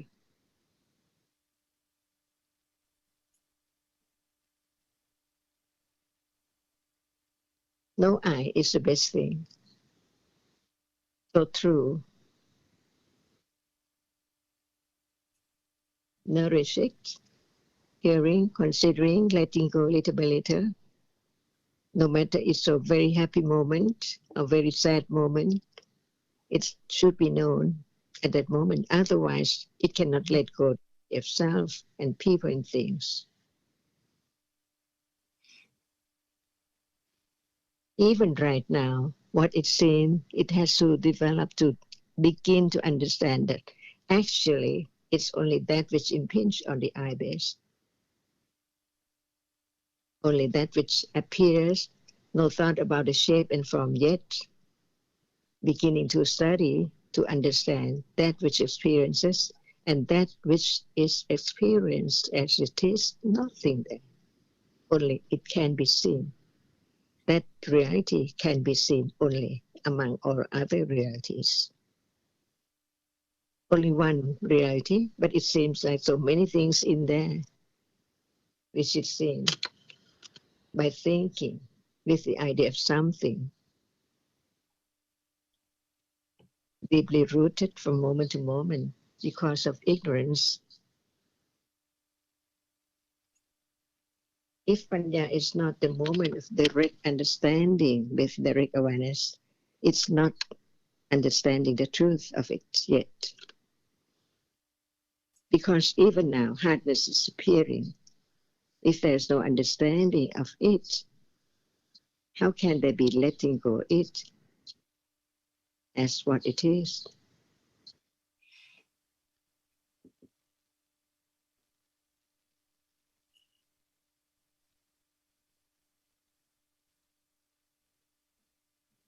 Just live to understand. That's all. Not to wish or to hope to experience such and such. At that moment, it is the attachment with ignorance again. Object of lopa can be anything.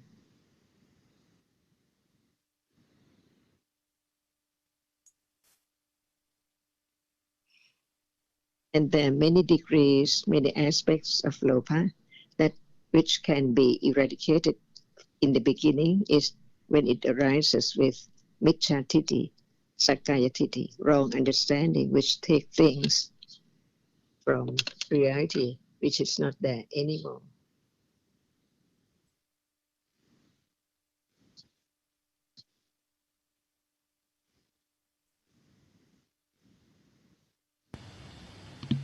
Tadao, would you like to bring up your point or question now? No, I have no comments to make. I'd like to just listen.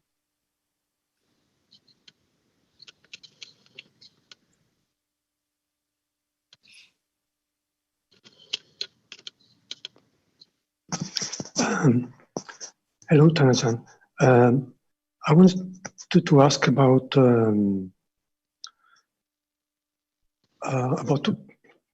Passa when he contacts the object,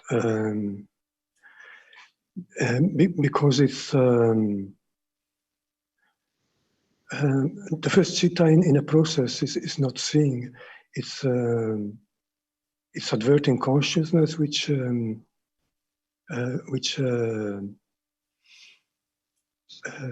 is also called Viti Patipadika Manasikara, I think, and it's the same for all the five sense door process, and so it's because of Passa that adverting consciousness experience a visible object or sound or another sense object, can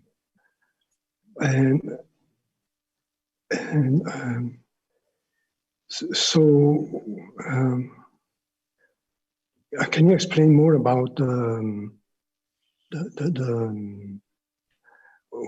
the first the function of adverting consciousness and how it can experience visible object before seeing and sound before hearing, and it's not very clear. If you can talk about it, thank you.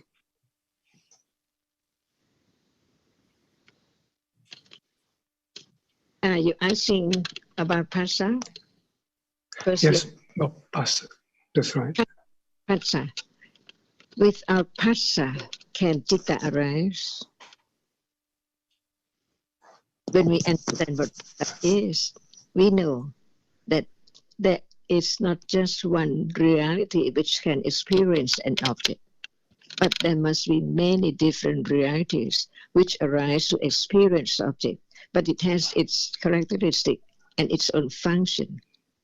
They cannot be the same, like that which is achieved, the citta, which experience the characteristic of that which is there.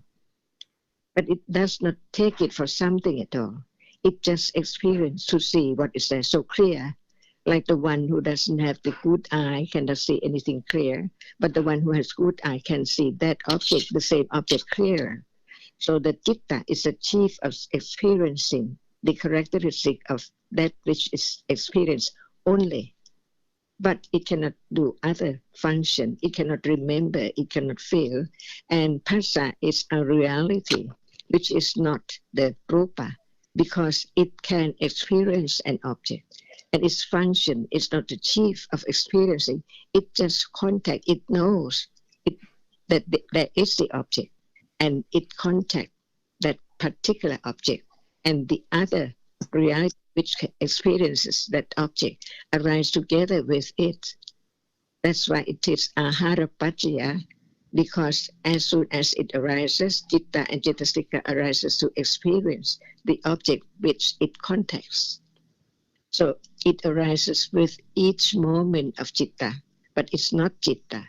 That's why we understand the difference between citta and cittasikas, because citta is so much different from each one, because the lopa citta, that which cling like attached, is a reality.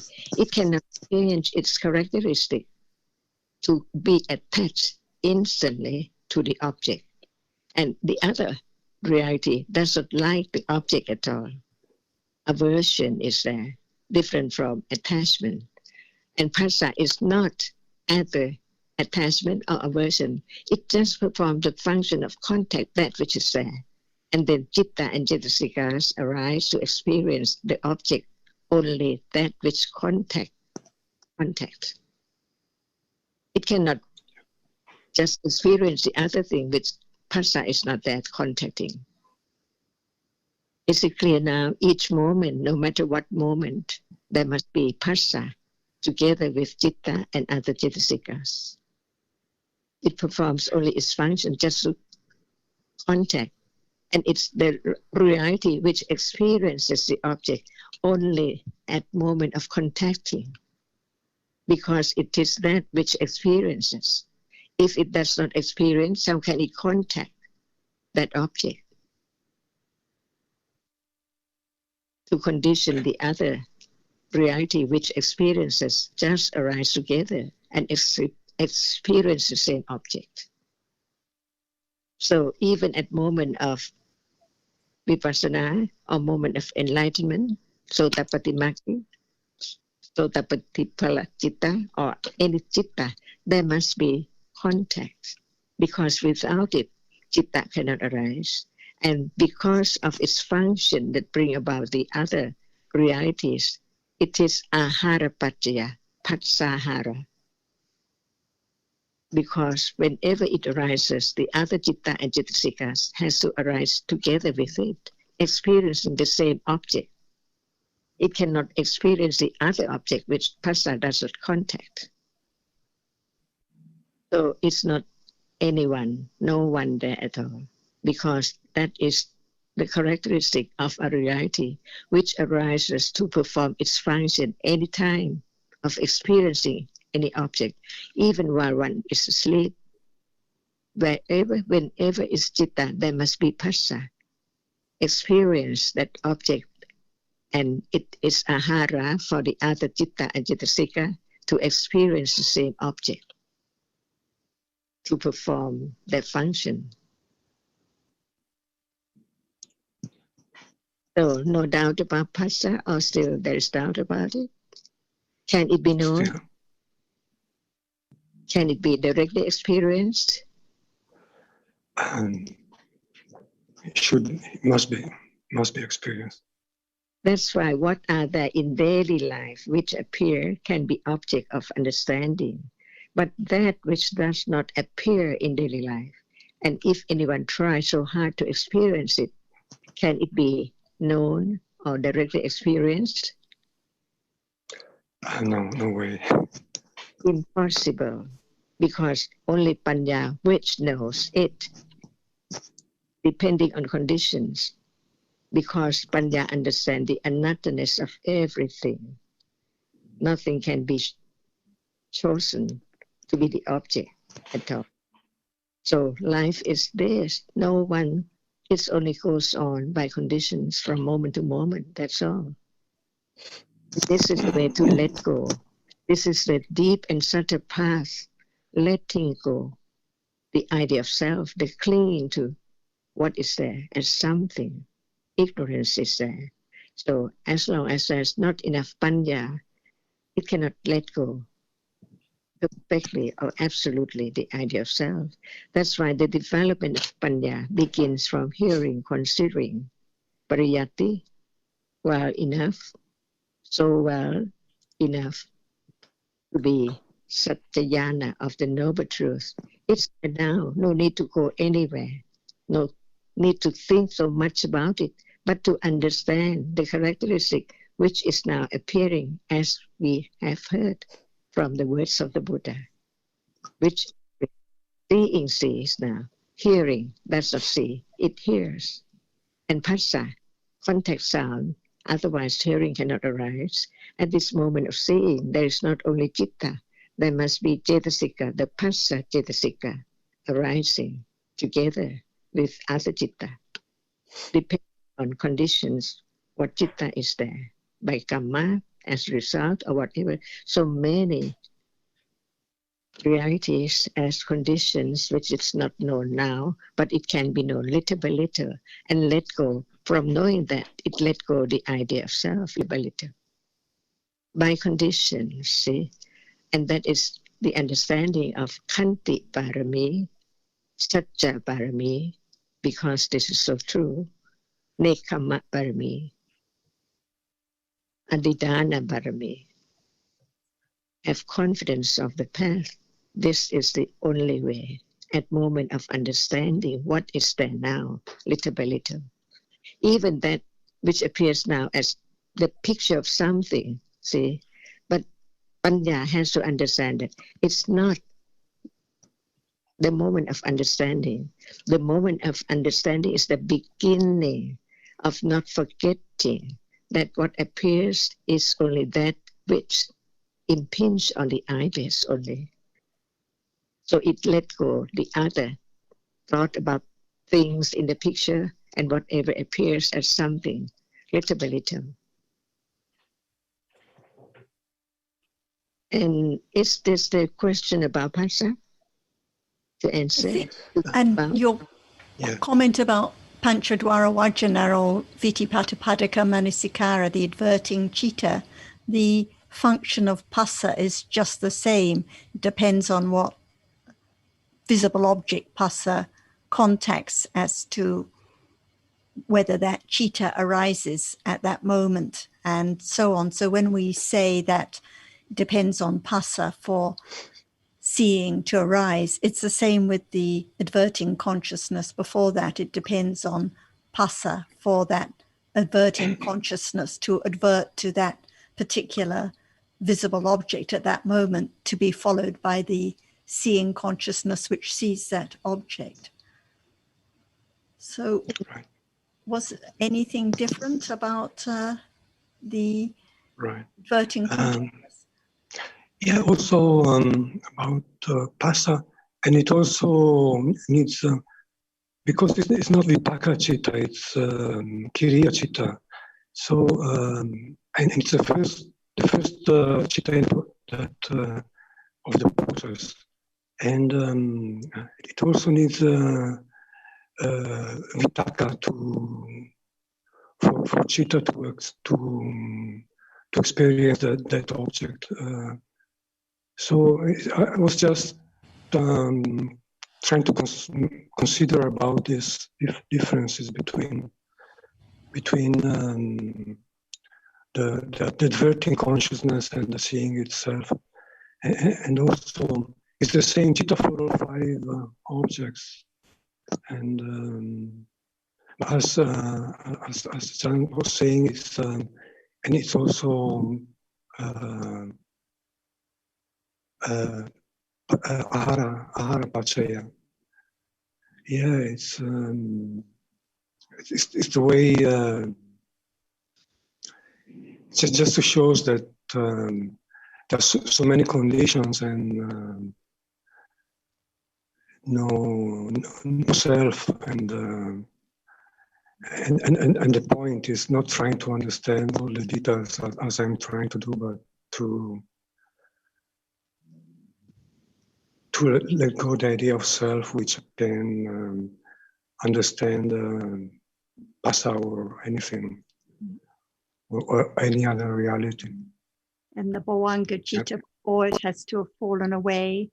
And as you say, there must be Vitaka and Vichara with that. So and many conditions. Viriya, yes. But it's still the Pasa, the function of Pasa is just the same as with any other Chitta. It's the nutriment condition for the Chitta and the other Chaitasikas to arise with it, to experience that visible object or that sound, which will then be experienced by all the following Chittas in that sensorial process. But it's just another Chitta, but without that Kiriya Chitta. After the Bhavanga Chittas, there cannot be the Vipaka Chitta, seeing consciousness. That's right. If I have time, I also another maybe, it's about the Tadaramana, another function, another Chitta, which we know it can arise 2 times after the Javana, because of the object is so, and this is vipaka, so the object is so so strong that it also condition the arising of two other vipaka cittas, and also in the following mindful process, it can also which experience the same sense object as the sense door. It can also arise 2 times. Is that right? Only in the first process after the sense door, in the first mind or process after the sense door, Tadharamana can arise and experience the same sense door object as in the previous sense door process. Is Because that it's right? the same reality, or the nimitta of the same reality, nimitta of Yeah. the same visible object that's experienced. And when we read, it's a strong object. That's why they're two Tadharamana. But then, as the commentaries explain in more detail, actually it just means that the visible object, or the rupa, hasn't fallen away. There's still 2 moments left. So 2 more vipaka cittas at the end. That's what is meant. But also in the mind or process, it can also arise in the following mind or process. So if there were 2 of the Tadharamana at the end of the sense door process, there will also be 2 Tadharamana at the end of the mind door process, as I understand. Yeah, they are same. Maybe Ajahn can experience the same replica of the visible object. But maybe Ajahn has more to add. Can Are we now talking about Panchatavara Vachanacita or Phassa?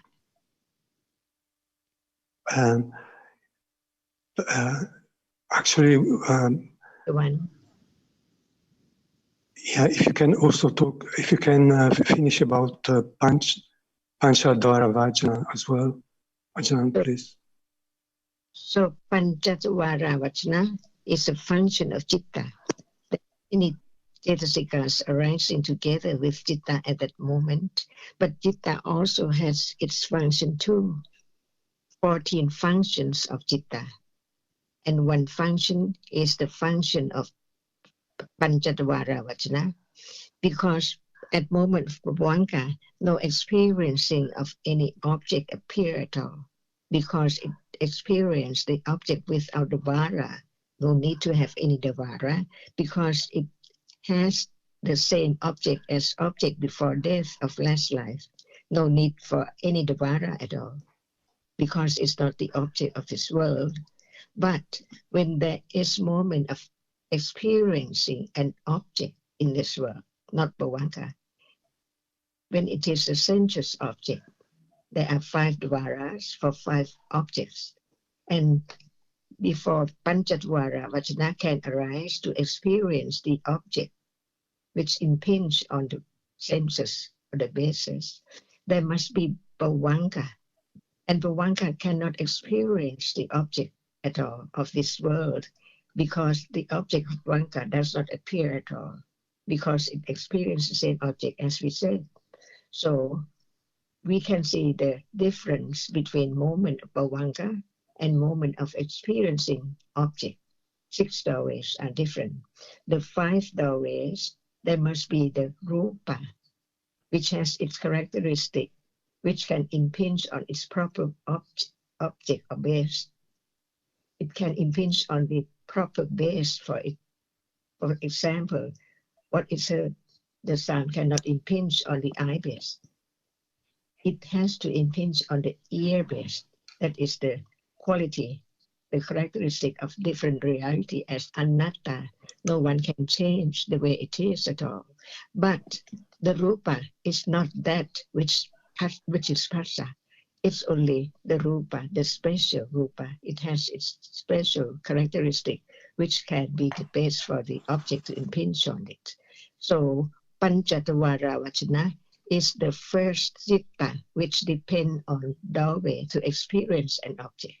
Without the five sense doorway, there can never be Panchatavara Vachana citta, because it needs the impingement of the object and the base accordingly, whether it's eyes or ears or tongue.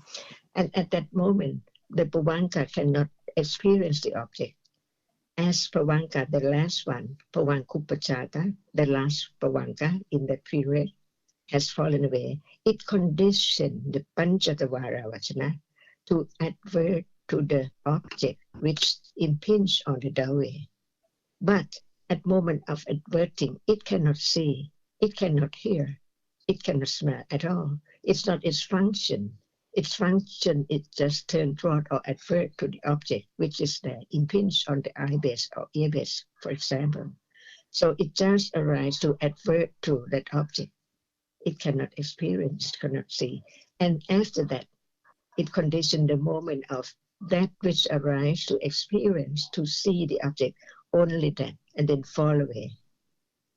Just hear the sound or see the object as it is, as not anything at all, as that which can impinge on the basis. So the adverting consciousness is Kriya Citta because it can advert to pleasant object or unpleasant object to condition Kusala Vipaka or Akusala Vipaka. But it's not the director, it's only the moment of adverting to the object. Only that. See? And seeing just to arise and see.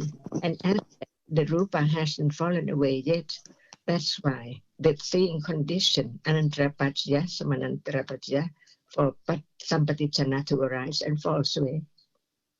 Vipaka by karma and sandhira after that, and then votapana, which does not direct anything, but it's make way for kusala and akusala, which has been accumulated so great, so much enormous, that it can just have the moment to arise after the votapana to be kusala or akusala.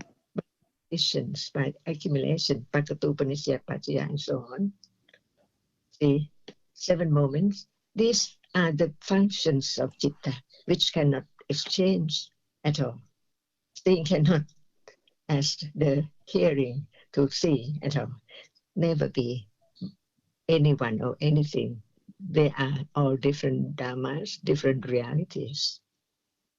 And when we're talking about sampatichana, santirana, savana, bodhapana, we are talking about the function of citta, that it has to arise to perform its function, one of 14 functions. With cetasikas, phassa, vedana, sanya, cetana are there. And just at the end, Ajahn, Alberto's other question was about Tadaramana, which is why I was talking about Tadaramana. So in the beginning, he was asking about Passa and Panchadwara Vajana, and then at the end, he was asking about Tadaramana. As the Tadaramana is vipaka, when the object is there, not fallen away yet, karma condition it to experience that. Because the result of karma is to experience, to condition the vipaka to experience object. As the Dalabana, like as sampatichana, santirana, or seeing or hearing, then fall away. The vipaka is not the hetu like the chavana, when one hasn't become arahata yet. And after that, kiriya, the function of javana.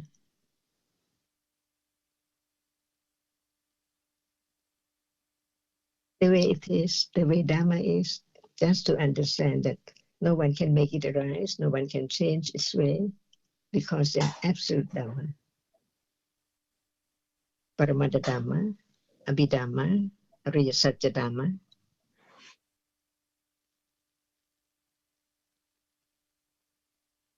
Is there Tathalabana now? There Javanat now? Is there somebody Santiran now?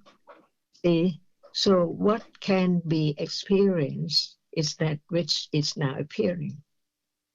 For example, who can experience Panjatavara Vajana, Sampatichana Santirana? Only seeing appears. But what are there before and after? See, the rapidity of the succession of the arising falling way, no one can change by Samananta Patra and Anantara Pajya. Just learn to understand more about no one and no self. The idea, the understanding, hearing more, consider more, have more confidence of the truth. That is this moment. What can appear can be object of even direct understanding with direct awareness. Exactly the same as usual. But usually there's no understanding. But at that moment, different from other moments, because it begin to be aware and begin to understand the truth of it. It's there, as we have heard. Hardness is there. Understanding things that it's still there. But in truth, until it appears and it's not there anymore.